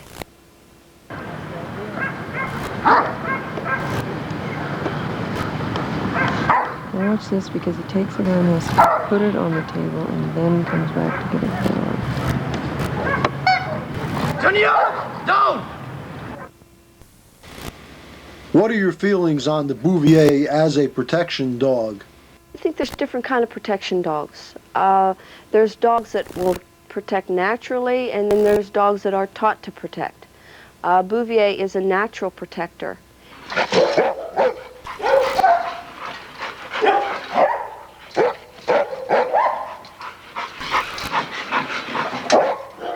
Prices are the same on the males and the females. The only difference comes in conformation and personality and the general appearance of the dog. What should somebody look for when they're purchasing a Bouvier? It depends on the person that's buying the Bouvier. If they're looking for a pet quality puppy, they just care that it has 4 legs and hair. You know, it's a fine dog to them. Somebody that's looking for a guard dog, or he wants to attack, train it by any chance, he's looking for a dog that has a little bit of aggression in its system, an outgoing dog.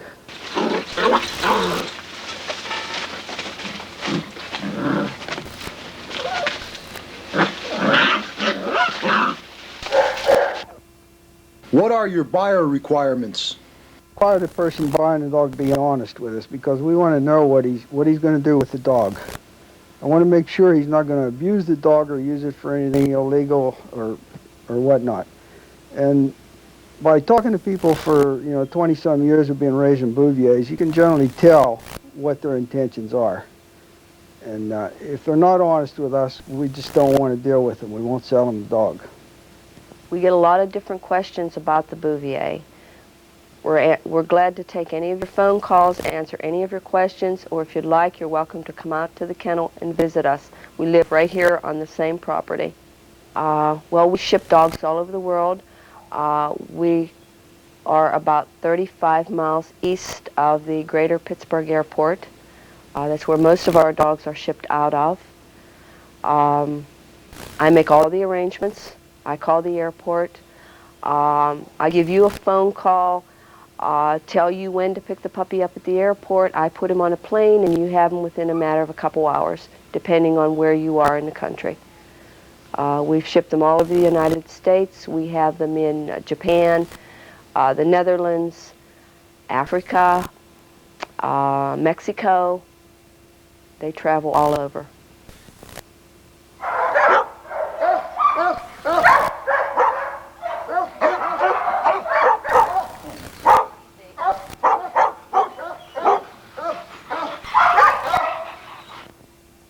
How do you assist the buyer in selecting the right puppy for them?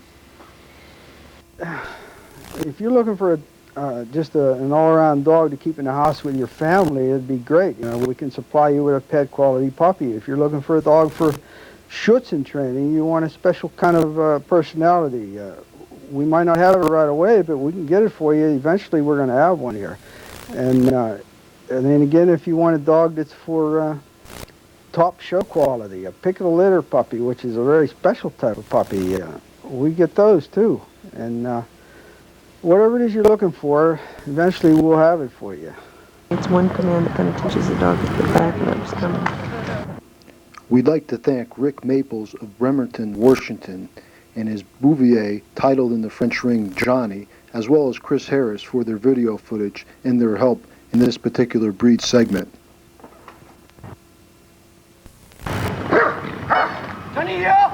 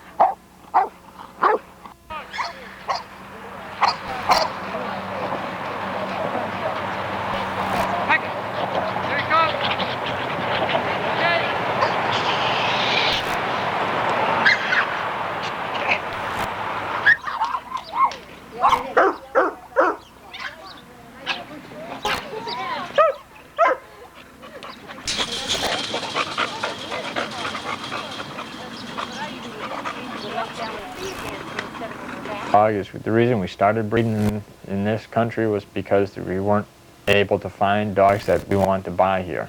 If I wanted to get a dog, I had to go back to Germany to buy a dog, and people would call me to import dogs, and importing's not a very easy thing to do. A lot of times you don't know what you're getting until it gets here, and here you have to make sure that you're dealing with very honest people, because they're not always that way. You can lose a large amount of money, and there's not much you can do about it unless you want to retain a lawyer, and it's not economical to do that most of the time.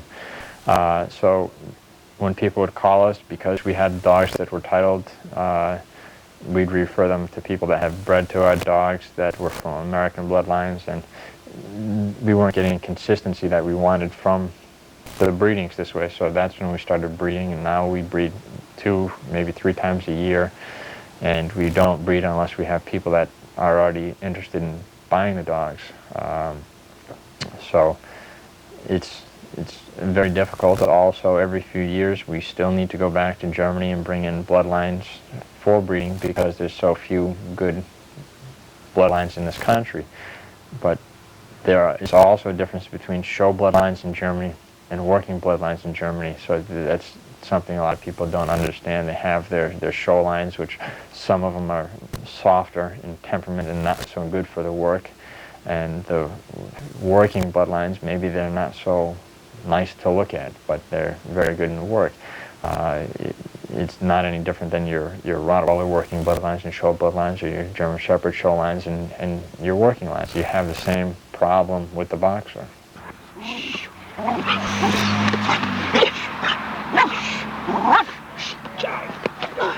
Oh, Jesus Christ.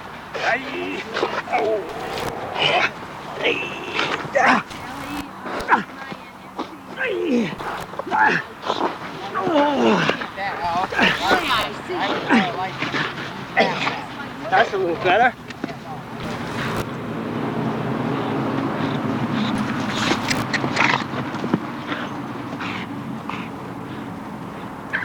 The breed first arrived probably the late 1800s. In pictures you probably see about 1891, you'll start to see the boxers arrive. I think officially it may be 1901 that the first boxer was in a stud book in this country. Ideally, by the standard from the Boxer Club, the ideal weight would be 30 kilograms, which is about 66 pounds, and 60 centimeters, which is probably right about 23 and a half to 24 inches is about the ideal height. And there's a variation that it can go up to 63 centimeters and down to 57 centimeters, and this is for a male dog.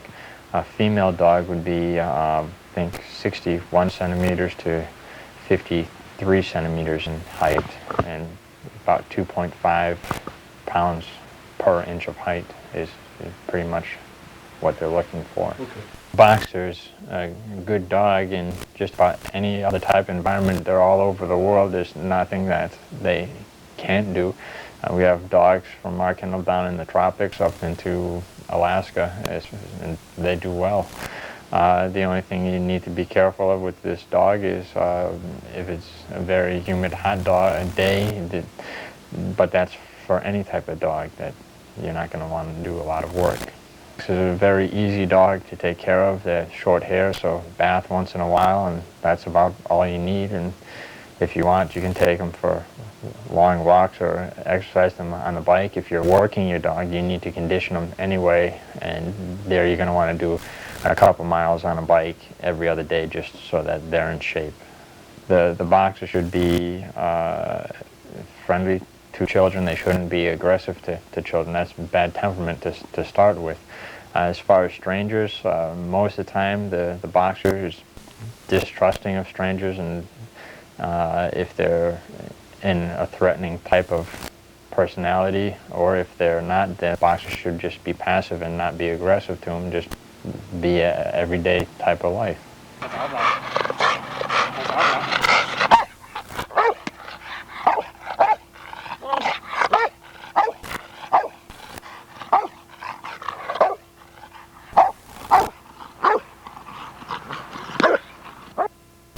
Some faults for breeding, which would be your cleft palates, your hair lips, testicle faults, and then you're looking at coloration problems with whites. Those are faults that they categorize in the paperwork for dogs in Germany. Other things that you're going to want to look for if you're looking for a dog for work, you're going to want to talk to somebody that does train their dogs, that knows the background of the dogs. It's not just good enough to have a dog from a foreign country. Doesn't mean that it's a good dog. Sometimes people sell bad dogs to foreign places and people aren't the wiser. You just have to do research and make sure that you are getting what you're buying. There's very few people in the United States at this point in time that do work their dogs and train their dogs, and it's not enough to rely on 2 or 3 or 4 generations back that at one time those dogs were worked. I've noticed there are a lot of show quality boxers that are AKC registered with championship bloodlines. Some people, and even some breeders, feel this type of boxer will make an excellent protection or working dog. American show dog that hasn't been worked in maybe 50 years, that this dog is going to do the work. I'm not saying that they can't do it, but the majority of them do not do it. If you talk to the show breeders, if you ask them if their dogs will have a simple companion dog certificate from the American Kennel Club, the majority of them don't. And that's a problem when you have a working dog that doesn't require a working certificate for breeding. Focuses on a beautiful animal, okay? That's what they want.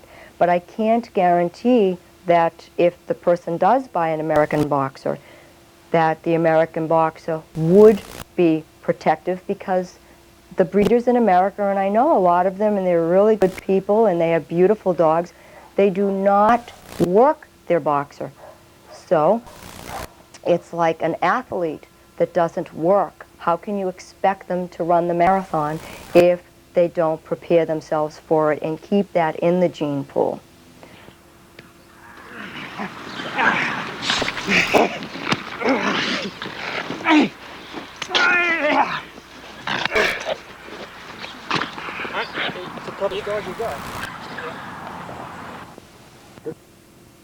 What are the major differences between the male and the female boxer?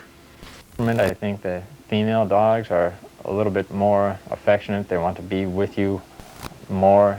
Maybe they want to sit on top of you. A male dog will come over to you at first, and he'll want to be petted a little bit for a while, and then he'll want to lay down at your feet, but have his own space.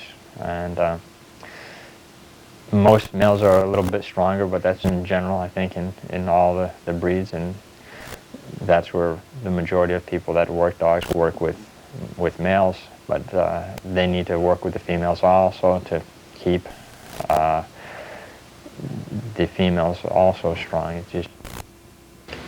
What is the trainability of the boxer? Basically, for me, a very easy dog to train, but you have to understand the background and the temperament of what the dog is. They're not from a herding background. So sometimes the things that work with your Shepherds or your Malinois or other breeds that are from herding backgrounds aren't going to work with a boxer. A boxer is from a boar hunting, bear hunting background. They're more of a kill type dog, and then they were a butcher's dog, and they're much more higher in defense than they are in prey drive. So when you have a young dog, you need to develop your motivation for your food, and you have to develop your prey drive yourself.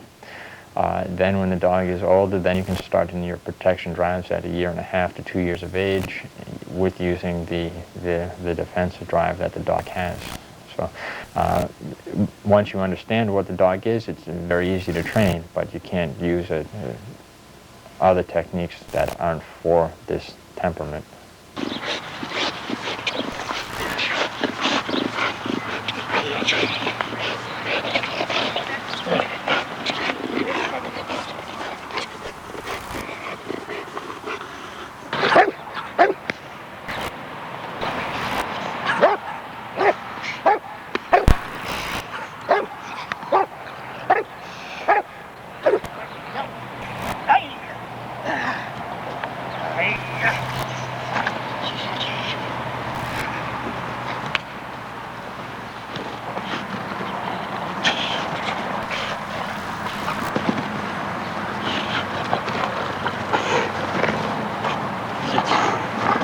The story dates back, I've been into boxers since 1976. Very involved with the boxer dog, always wanted to have one and wanted to do the sport with the dog, which is the Schutzhund sport. And went around, and finally I made my choice on the dog. I was a female that I was going to buy, and then I bred her to a very famous champion and got the male and started the work of Schutzhund, and where everybody said that the dog probably couldn't do the sport and that I should go to another breed in America that might be more popular to do the sport. But I knew this dog the minute it was born. I whelped the dog myself, and his name was Hero. He was the most famous American boxer the history of the United States. And when everybody told me that I wasn't able to do this, I looked at this puppy. I knew it immediately from the energies, because I work with animals psychically. I knew that he was going to go #1 just by his presence. So we traveled 2 hours every single weekend to train him. And finally the day came when the judge under USA, Schutzhund USA, came and was the judge for me to do the sport. And he went along and he did everything, and all the people were there, and I just kept believing in the dog and saying, Hero, this is our day, we can do it. And he just blended with me and did for me, did his tracking, did his obedience, and went to do his protection. And when he did the protection, he was very fast, and he had to do the test of courage, as you showed on the video, where the dog leaves and runs down the whole field. And as he was running down very much faster than the other breeds that were at the show. And when the man went to turn, he turned, caught the dog correctly on the arm, and as Hero hit him, he hit him like a freight train. And he wasn't used to it, and the man went down. And the dog never came off the sleeve. He did what he was supposed to do. He did it with honor, he did it gallantly, and after the whole procedure was done and we walked back, we went #1 in the country for the first American boxer ever to do the sport of Schutzhund. So I tell you this story in all honesty and from the bottom of my heart, that the boxer is the dog that will do anything for its master, but he's a good, solid, stable animal. For me, for a dog for protection, there's some things that you need to look at. You still are going to need very good obedience on the dog, because you need to have full control of the dog before you start doing your bite work. And this should be done through motivation from training and the dog wanting to please you. If you don't have this and you do protection and the dog enjoys the protection more, which they should, you're going to have a hard time controlling, and you open yourself up for liabilities. Also, when you get a dog for protection, you have to ask yourself, why do you want a dog for protection? I mean, and you have to pick the right trainer, the right places to go, because there's a lot of places that will train your dog improperly and maybe make bad training and ruin the temperament, and now you have a dog that's a liability to own. You can't have people over the house, and what good is a protection dog if you have to put them away in a back room or in a crate?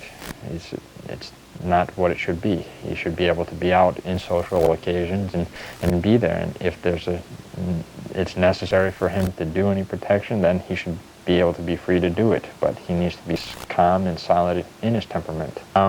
For dogs, I've seen in this area from a couple $100 to $800 for dogs that they consider pet quality dogs, and then for show quality dogs, I've seen things from $1,000 to $2,000 for puppies.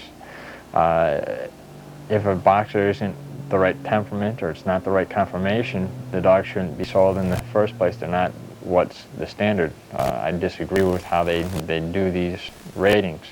When we sell a dog, we have one price. It's $1,500 for the dog, and the dog that leaves my house will be correct in the form and correct in the temperament. Otherwise, I won't sell a dog.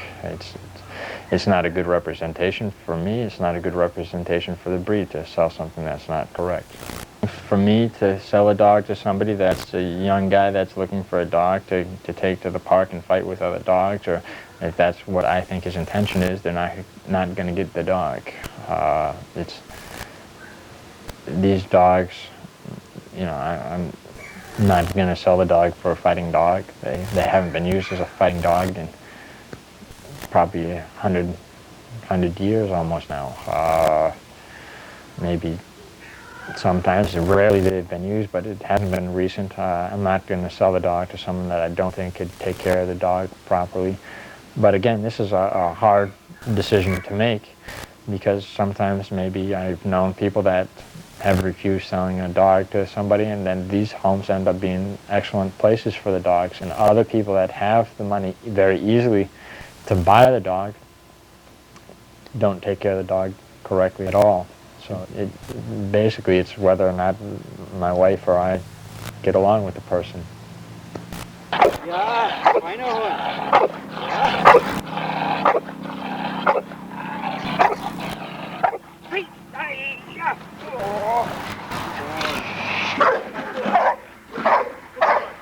boy. Good boy.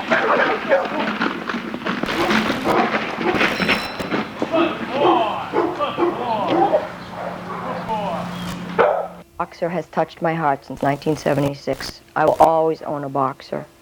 I'm an all-breed trainer, but I will always own a boxer. They're smart, they're intelligent, and I'll leave the people with one note, that if in fact they do choose the boxer dog for their own personal competition dog or pet, to really respect the dog's spirit and work with them in more of a holistic approach, developing the body and spirit and mind of the boxer. And the boxer will always, always stand proud beside you.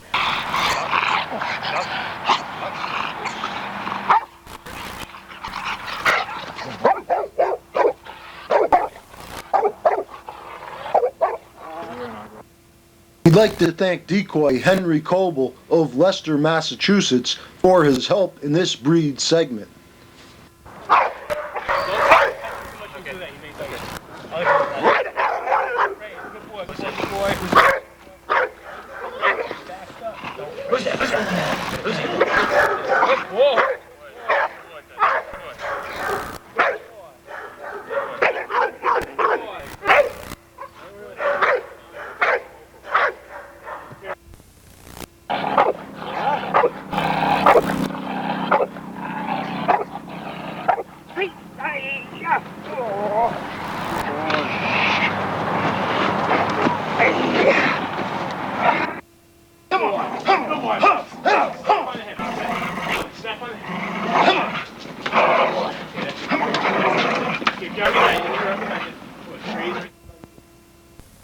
My name is Rick Warby, owner-operator of Southern Connecticut Canine for the past 12 years.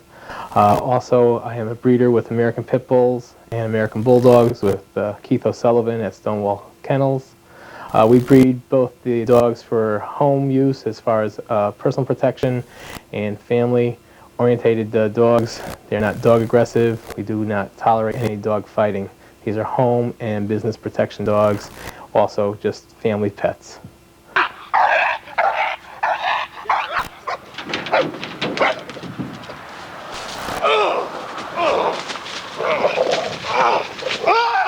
Get him up! Jerk the hell out of him. Put him down. He's going on! Hold still. Out!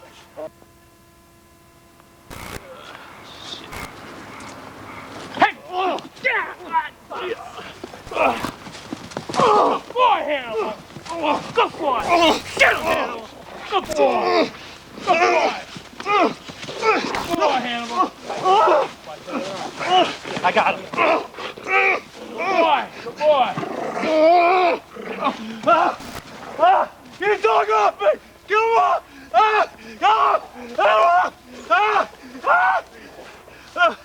Get him off! Good boy! Okay, we train dogs for personal protection. Unfortunately, people have the wrong idea about personal protection dogs. They think the personal protection dog is uncontrollable, cannot be around family, children, friends, that if someone comes over to visit, that the dog has to be isolated, has to be put away. That's totally wrong. A personal protection dog should be with you 24 hours a day if you're able to. That if you have family over, friends over, that dog should be able to come over there, greet those people, just as if as if he was a puppy. Personal trained dog for personal protection means that he is there to be with you by your side at all times. Take him to the park, run him, play with him, have people pet him.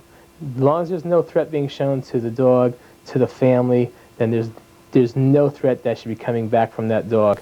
Unfortunately, people feel that when they hear protection dogs that they have a falsehood that the dog will bite anything. You're talking a junkyard dog. A junkyard dog is designed for that type of training, to protect a business that once those gates are closed, they're to bite anything that moves. They are also fed by maybe 2 people. That's it. They do not see any other people than maybe 2 people, so that they are very unsure of people.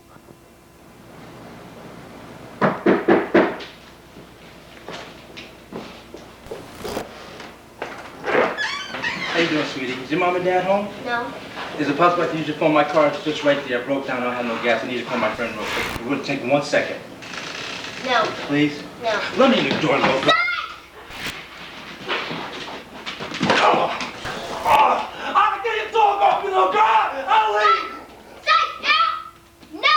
Out! Down! Psych! Here! No! Here! No! Get out of here! I'm leaving, little girl. I won't mess with you. I just want to use the phone. Right now! Ring sport, Schutzhund, different type of protection dog. Great, but it's a sport, and that's what it is, a sport. Nothing to knock it. It's great if you have the time to do that.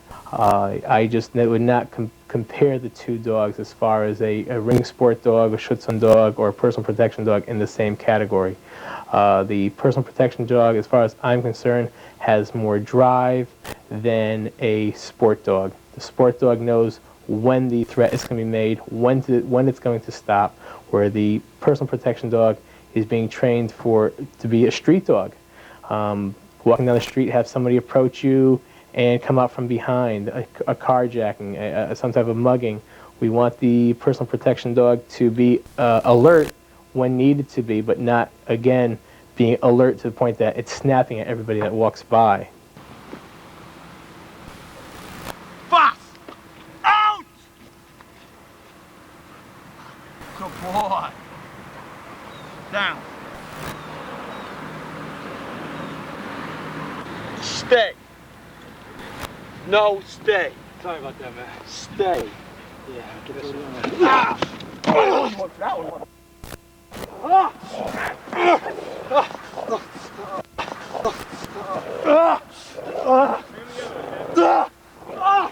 Hold still. Out! Out. Here. Down.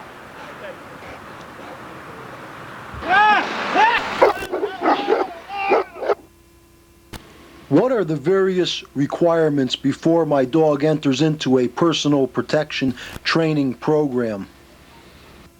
First, basic and advanced obedience. 2, the dog has to be old enough to do the protection work, which is at least about a year old.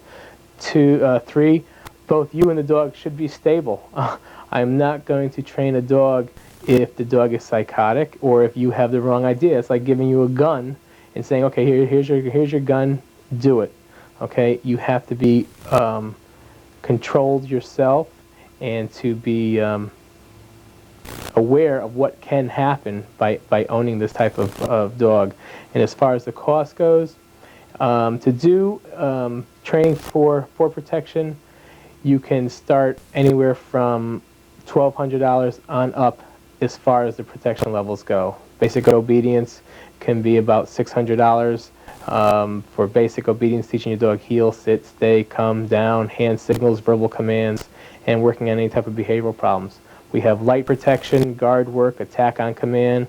Light protection teaches the dog to become basically the schoolyard bully, teaching him to pump up, to be a threat. No bite work is involved, just be that threat. Usually, that's all that's needed with a lot of dogs. Most people see a dog coming up on its hindquarters and barking and spitting at you, they're just going to walk away. We have guard work where we're teaching the dog to bite as a defense only, okay? He's not to pump up as far as taking off on his own. Attack on command is where we're using the dog as an offense to take the dog and actually send the dog after somebody. This way the dog is now more or less police type training than defense.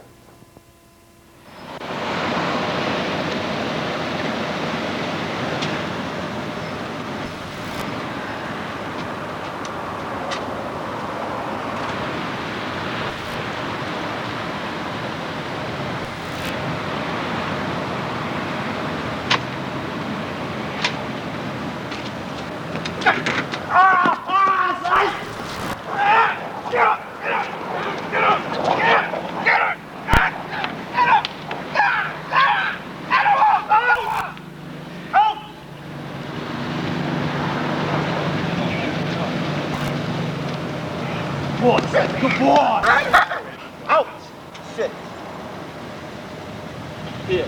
No. Get the truck. Boy. Type of a time factor is involved as far as training my dog for personal protection? That's hard to say because it really depends on the dogs. We have some dogs that had never had any training whatsoever as far as personal training goes, and then come out. But on an average, you know, you can see some time frame about 3 to 4 weeks of seeing a difference in your dog as far as the aggression coming out of the dog. But it's a long process, I have to admit, because we want the control that's needed. We don't want to have a dog being off the wall.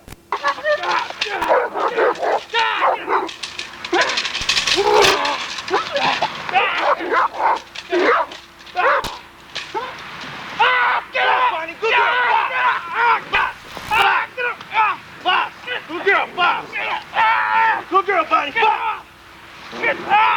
Good girl, Bonnie. Bob. Bob. Get her off. Good girl. Bob. Bob. Good girl. Bob. Good girl. Bob, Bonnie. Good girl.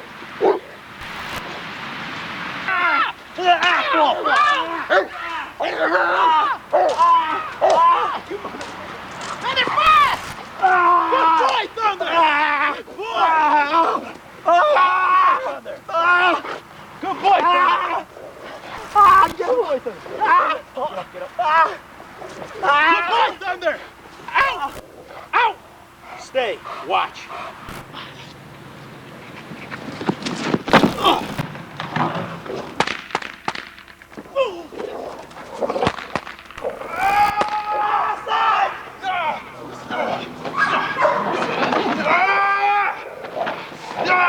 Get him off! Get him off! Get him off!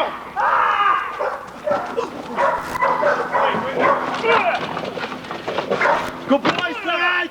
Good boy! Good boy, Side! Hold still. Out! Sit! Sit! Stay. In regards to the purchasing of a personal protection dog, what would you advise someone to consider or avoid? Yeah, you really want to know what's going to be best suited for you and the family. Long-haired compared to short-hair. You know, it's what you want yourself. I would never tell anybody that this is the type of dog you should buy. Everybody's taste is different. Everybody's desires are different. I would help to put you on the right track. I might tell somebody that a certain dog for them is just too much dog. I would never ever have someone who's never owned a dog go with a male Rottweiler. I believe if you've never owned a dog, especially a hard dog like that, I would say definitely try and go with a female to know the breed. The American Bulldogs and Pit Bulls that we train and breed, I would say that you can go with either male or female, but you do have to be aware of the type of size and power that's involved with any of these dogs. But everybody's needs are different, and we try to help them go the way that might be best for them.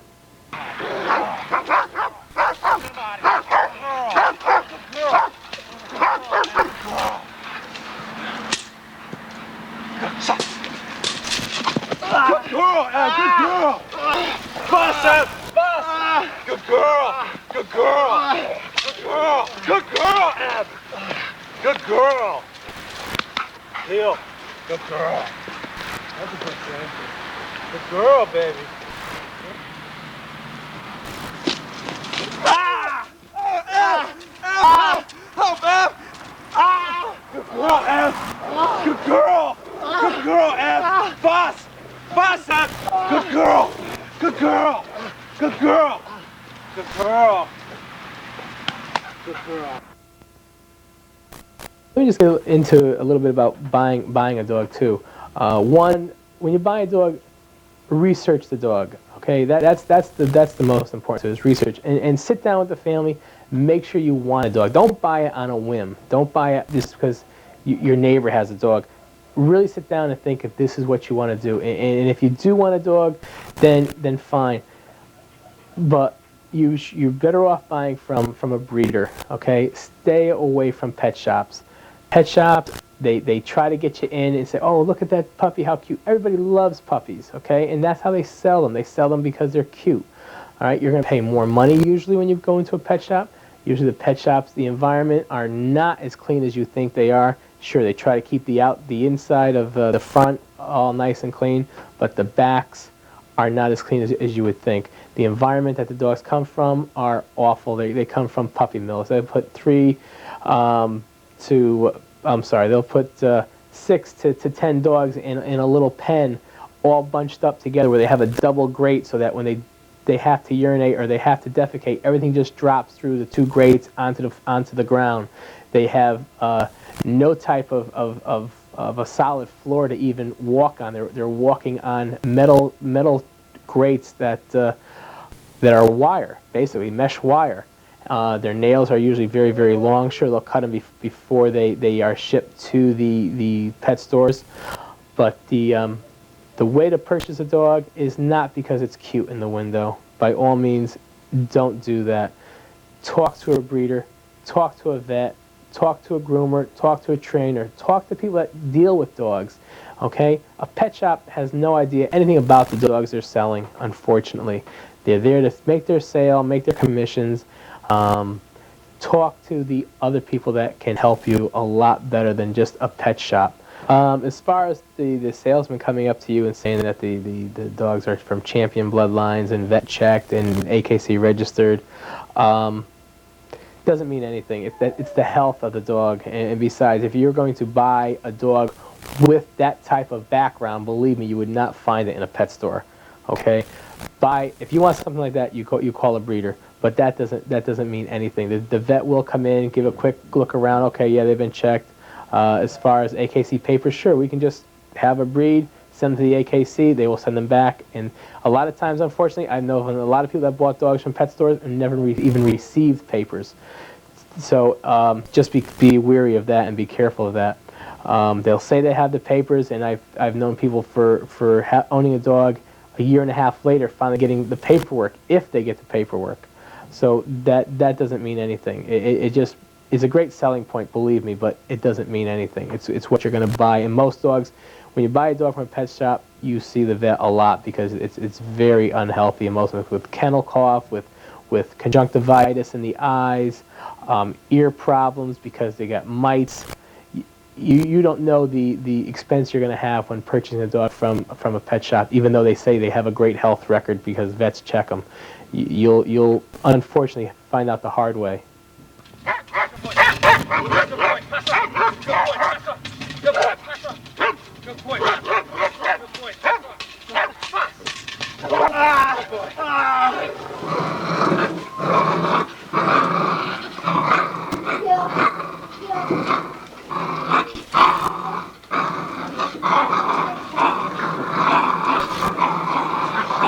We'd like to give special thanks to Rick Werby, Keith O'Sullivan, and the staff and clients of Southern Connecticut Canine for their help in this personal protection segment, and their dogs that have appeared throughout sections of this video production. Decoy helper work has been provided by Southern Connecticut Canines Jay Duncan of Bridgeport, Connecticut. Good boy, son. Good boy. Good thing you're small. Hold still. Out! Karen ain't missing much. No. Here. Hey, Karen. Ah, get up, Bonnie. Good girl. Get up. Get up. Get up. Bob. Good girl, Bob. Good girl, Bonnie. Bob. Bob. Good girl, Bonnie. Bob. Bob. Get her off me. Good girl. Bob. Bob. Good girl. Bob. Good girl. Bob, Bonnie. Good girl. Good girl, Al. Good girl.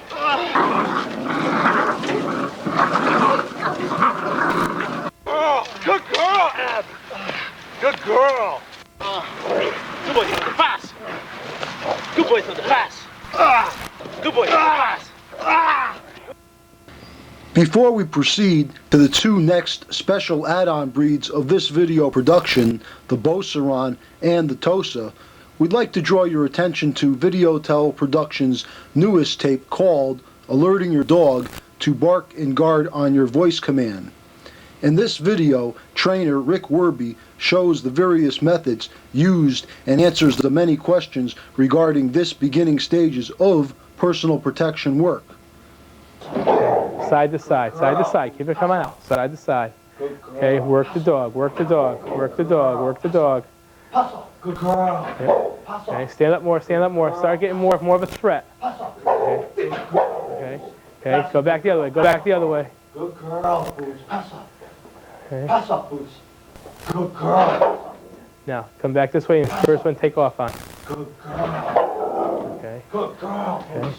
Now, if you take a dog who has no confidence whatsoever and you come in there charging on this dog as hard as you actually can, think, well, if I'm hard, he'll come out hard.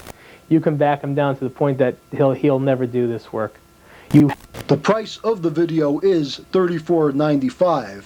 As an added bonus to the original purchaser of this Dogs That Protect program, we will make this video available to you for the price of $29. This price includes shipping and handling charges. To order, you can call Videotel Productions at the number given on your screen.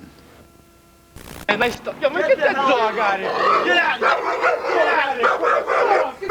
of here. Get out of here. Get your dog. No, get out of here. I like that dog. I don't like that. Get him out of here. Let's go. Let's go. Ready, get out of here. Sheriff's Department. We have a well-trained dog. Come out immediately or you'll be released.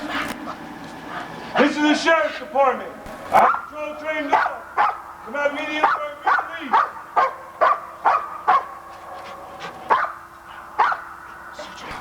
The following information and French ring video footage is being supplied by Beauceron breeders and trainers Ron and Debbie Skinner of Aguanga, California.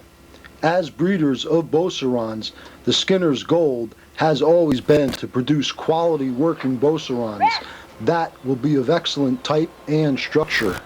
Beaucerons are used by the French police and army, as well as being a popular sport dog for French ring sport. Tracking work, Schutzen work, and herding work are also done by the Beauceron. They are also used as search and rescue dogs, therapy dogs, and are enjoyed for their companionship, loyalty, trainability, and protective nature. Hi, I'm Sheriff's Officer Thaddeus A. Yarish. I'm with the Passaic County Sheriff's Department in the state of New Jersey. I've been working the French Beauceron now for about a year and a half. My dog is 2 years old at the present, and we recently just certified in the state of New Jersey as a patrol trained team.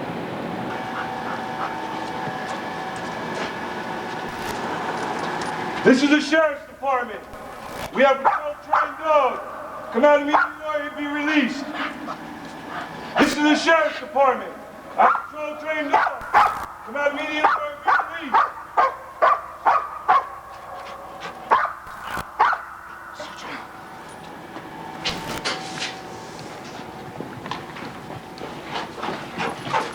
Come on, show me. Where's the man? Is he in there? Is he in there? Get him out of there. Show me. Get him out of there. Get him out of there, buddy. Get him out of there. Go boy. Get him out of there. Go boy. Is he in there? Go boy. Get a man out of there. Go boy. Go boy. Is he in there? Yeah. Is the man in there? Come on, step out with your hands up.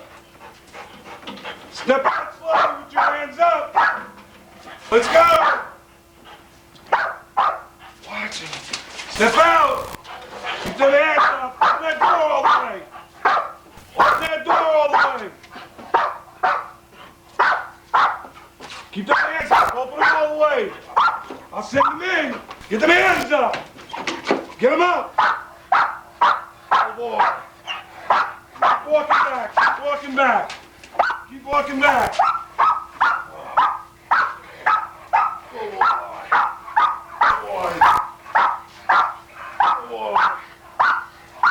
Keep walking.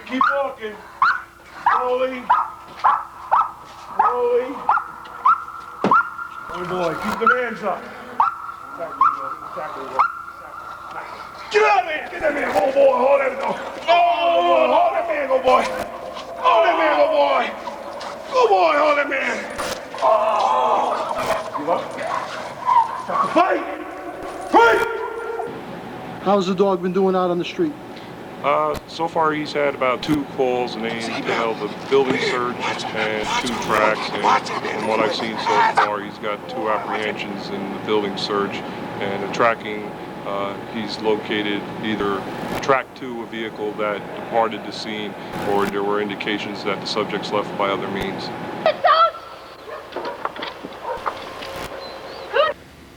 The Beauceron is a distinct breed of herding dog. It is thought that they originally started as hunting dogs for pursuing wild boar and were direct descendants of that type of ancient hunting stock. Though relatively unknown outside of France, the Beauceron has a long history.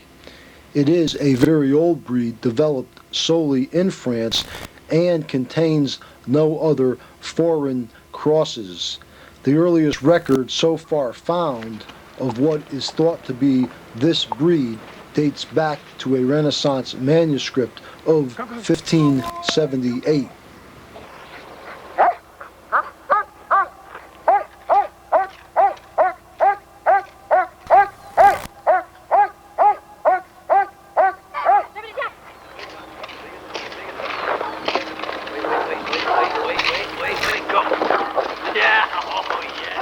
Turkey.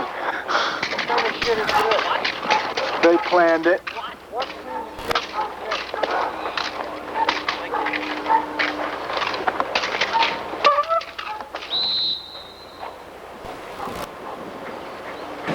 Hold that man, my boy.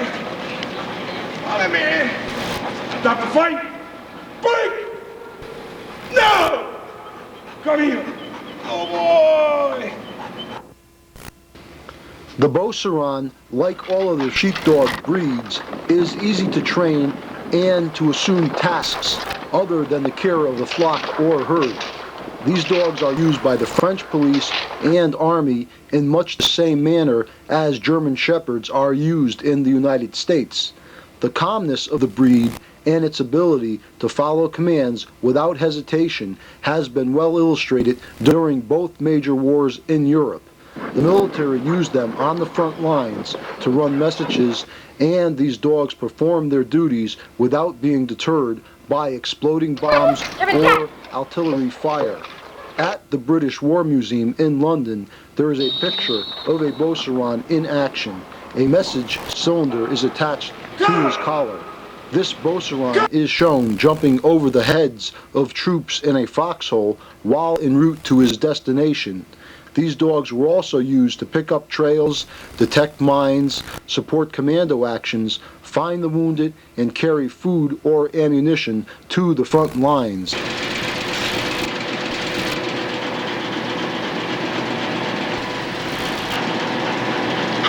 The average height of a male Beauceron is 27.5 inches, with many males weighing over 100 pounds. One notable feature of the Beauceron is the unique double rear leg dew claw.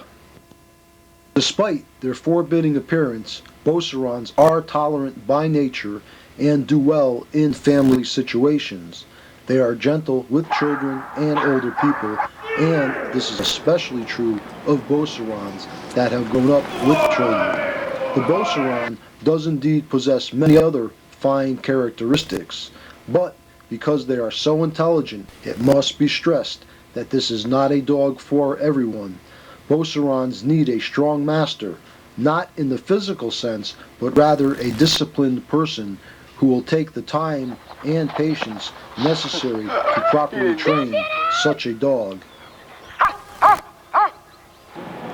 The French Beauceron, I did some research, and I looked for a patrol dog that's capable to be amongst the family. I have small children, I have teenage children, I have wife, and I have relatives, and the dog is very compatible with my retired patrol dog, a bloodhound that I just recently retired, and excellent with the kids in the neighborhood and the family. He turns on and off like a light. When it's time to work, it's time to work. When it's not time to work, it's play and be at home, and he knows the environment.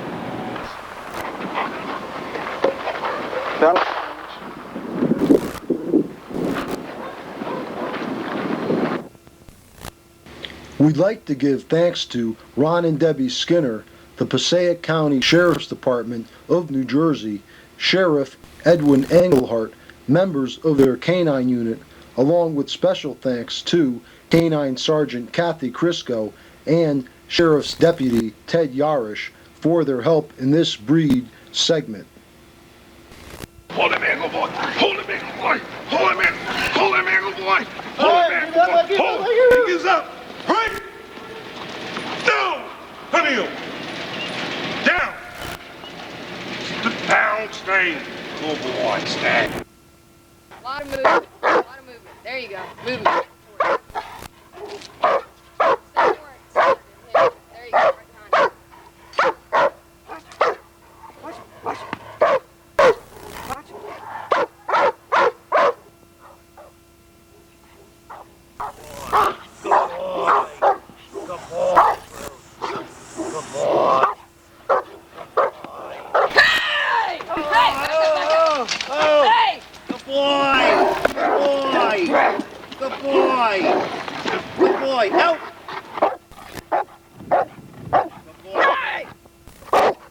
A little bit about yourself as a breeder of the Tosa. Well, I got interested in the Tosas after going to a rare breed dog show in which I had another breed entered there, and I fell in love with them when I saw photos of them. There were no Tosas there. The rarity of them intrigued me. From there I started investigating the breed. I found out how few of them there were in this country, the different origins, countries of origins, and breeders overseas, and I started making my contacts and shopping around for them. It was a long, drawn-out process, and it took me over 2 years, almost 3 years, before I purchased my first Tosa.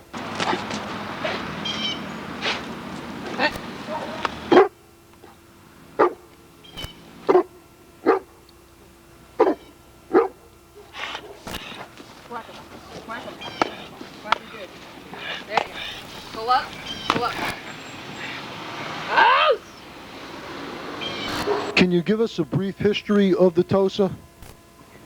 Originally, there was a breed of dog called the Kochi dog, which is now extinct. It existed over 1,000 years ago in Japan in the prefecture called Kochi. There, the samurai warriors changed their ways of settling disputes by fighting to the death, by letting the Kochi dogs that they owned represent them in the fight. It was not to the death, but they would abide by the decision. The victor won the decision. And it also lent itself so that not always did the strongest samurai warrior win, but sometimes the smarter one won. So it changed the genetics, actually, even of the samurai warriors themselves, because a samurai that had a losing Kochi dog could come back for the next argument after he's changed his breeding program and win the next argument. So it actually became more of a thought process than a fighting process. As the breed developed, they were breeding fiercer and fiercer dogs, and the Kochi dog itself actually took some separate steps. From the Kochi dog developed the Akita and the Shiba Inu. The Kochi dog stayed that way until the mid-1800s, when Japan opened its door to Europeans coming in for trade, and with each trading ship they brought different Mastiffs and Bulldogs from Europe. And they also changed the purpose of the dog because they wagered on dog fights, which was very big in Europe at the time, and the Japanese caught on to the betting syndrome very heavily. The Kochi dog held its own against the bigger, stronger European dogs, but somebody gave the thought, what would happen if we mixed the breeds? And from mixing the breeds, different parts of Japan was trading with different parts of Europe. So you had bull mastiffs in one part, Dogue de Bordeaux in another, bulldogs in another, depending on what European traders were where. And they mixed them with the Coachie dog. And as that developed, you got Tosas that looked similar but varied. So as a whole, the Yakuza started to be formed, which is the Japanese mafia as we know it, and they put some restrictions on him. If you breed a Tosa to another breed, you must breed back to the Tosa for 3 generations. So they maintain the Tosa standard, and that's how today's Tosa comes into being as far as appearance sake. And it also explains why sometimes there's ones that are more wrinkled and some that are more bulldogish and some that are more houndy. Originally they put certain breeds into the dog to enhance it. For example, there is actually a part pointer in the Tosa, and that's because the pointer is probably the dog with the highest level of concentration. So when the dog is fighting, it doesn't pay attention to the crowd. It concentrates on what is in front of it and what's at hand.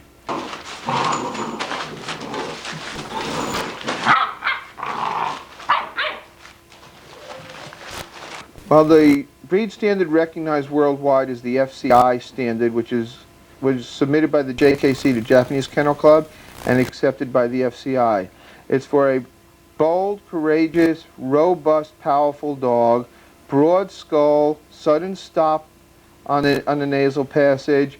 Red is the preferred color. Fawn is accepted. They come in other colors, but there are deviations, and then if there's an equal dog, it should be given to the red one as far as a preference goes. They should have a powerful gait. They should have a long tail reaching the hocks but thick at the root. They should have a scissor bite, and they should have dewlap, and they're allowed some facial wrinkle. What type of environment does the breed excel in? As far as living environment, they do well in family environment. They're good house dogs. Adult Tosas are not hyper, although they do love to play when you request them to play. They can be apartment dogs. They can be house dogs. They do need to be exercised, though. The Tosa is a human-oriented dog. It's dog aggressive due to its nature of breeding, but it is not human aggressive, and therefore it's human bonding. It thrives best in a family atmosphere. It adopts the entire family. It allows visitors, but is always wary and protective. It's not the kind of dog you have to lock up when visitors come, but it is the kind of dog that needs to be around humans. We don't want a dog to become a kennel syndrome dog or a shy dog because of lack of human contact. Because of its size and power, it can become a dangerous adversary, and therefore it should be properly human socialized.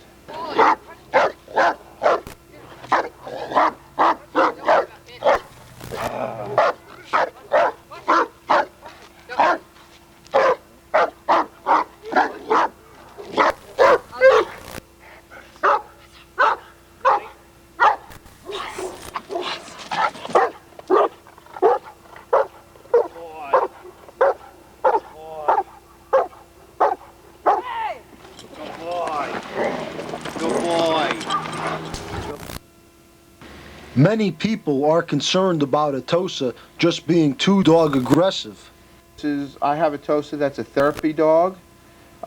He's taught not to be dog aggressive, and he is not in the hospital when we visit, and there's other therapy dogs there.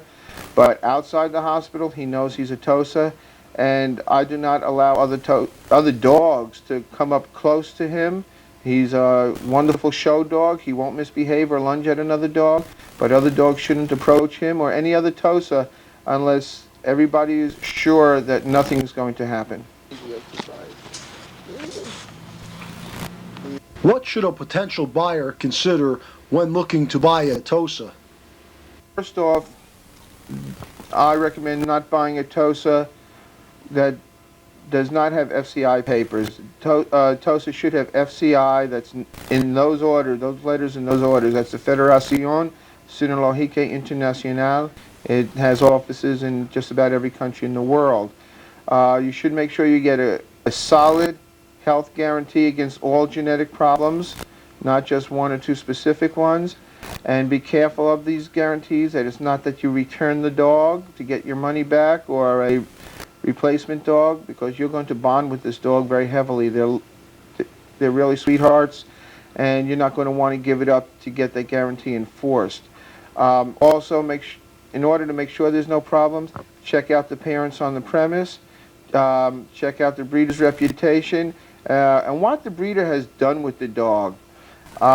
Make sure it's not a dog just sitting in a kennel that was bred, or somebody had bought one dog and wants to breed. See if the dog has any titles in the Schutzen ring, in the show ring, in the obedience ring. Make sure the dogs are being worked, and that includes both mother and father, and then you can be more assured of getting a stable temperament puppy. Temperament is foremost. I breed first for temperament, second for structure and conformation, and then color and size. Those are secondary natures, although there are aesthetics that tend to fool most people.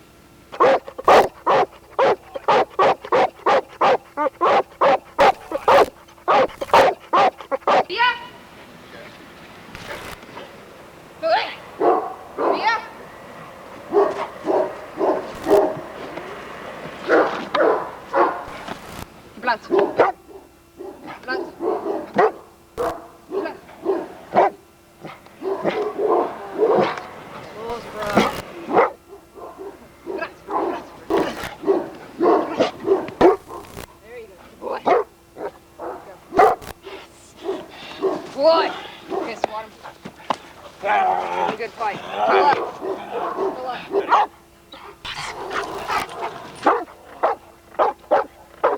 Hey! Good boy. Good boy. Good boy.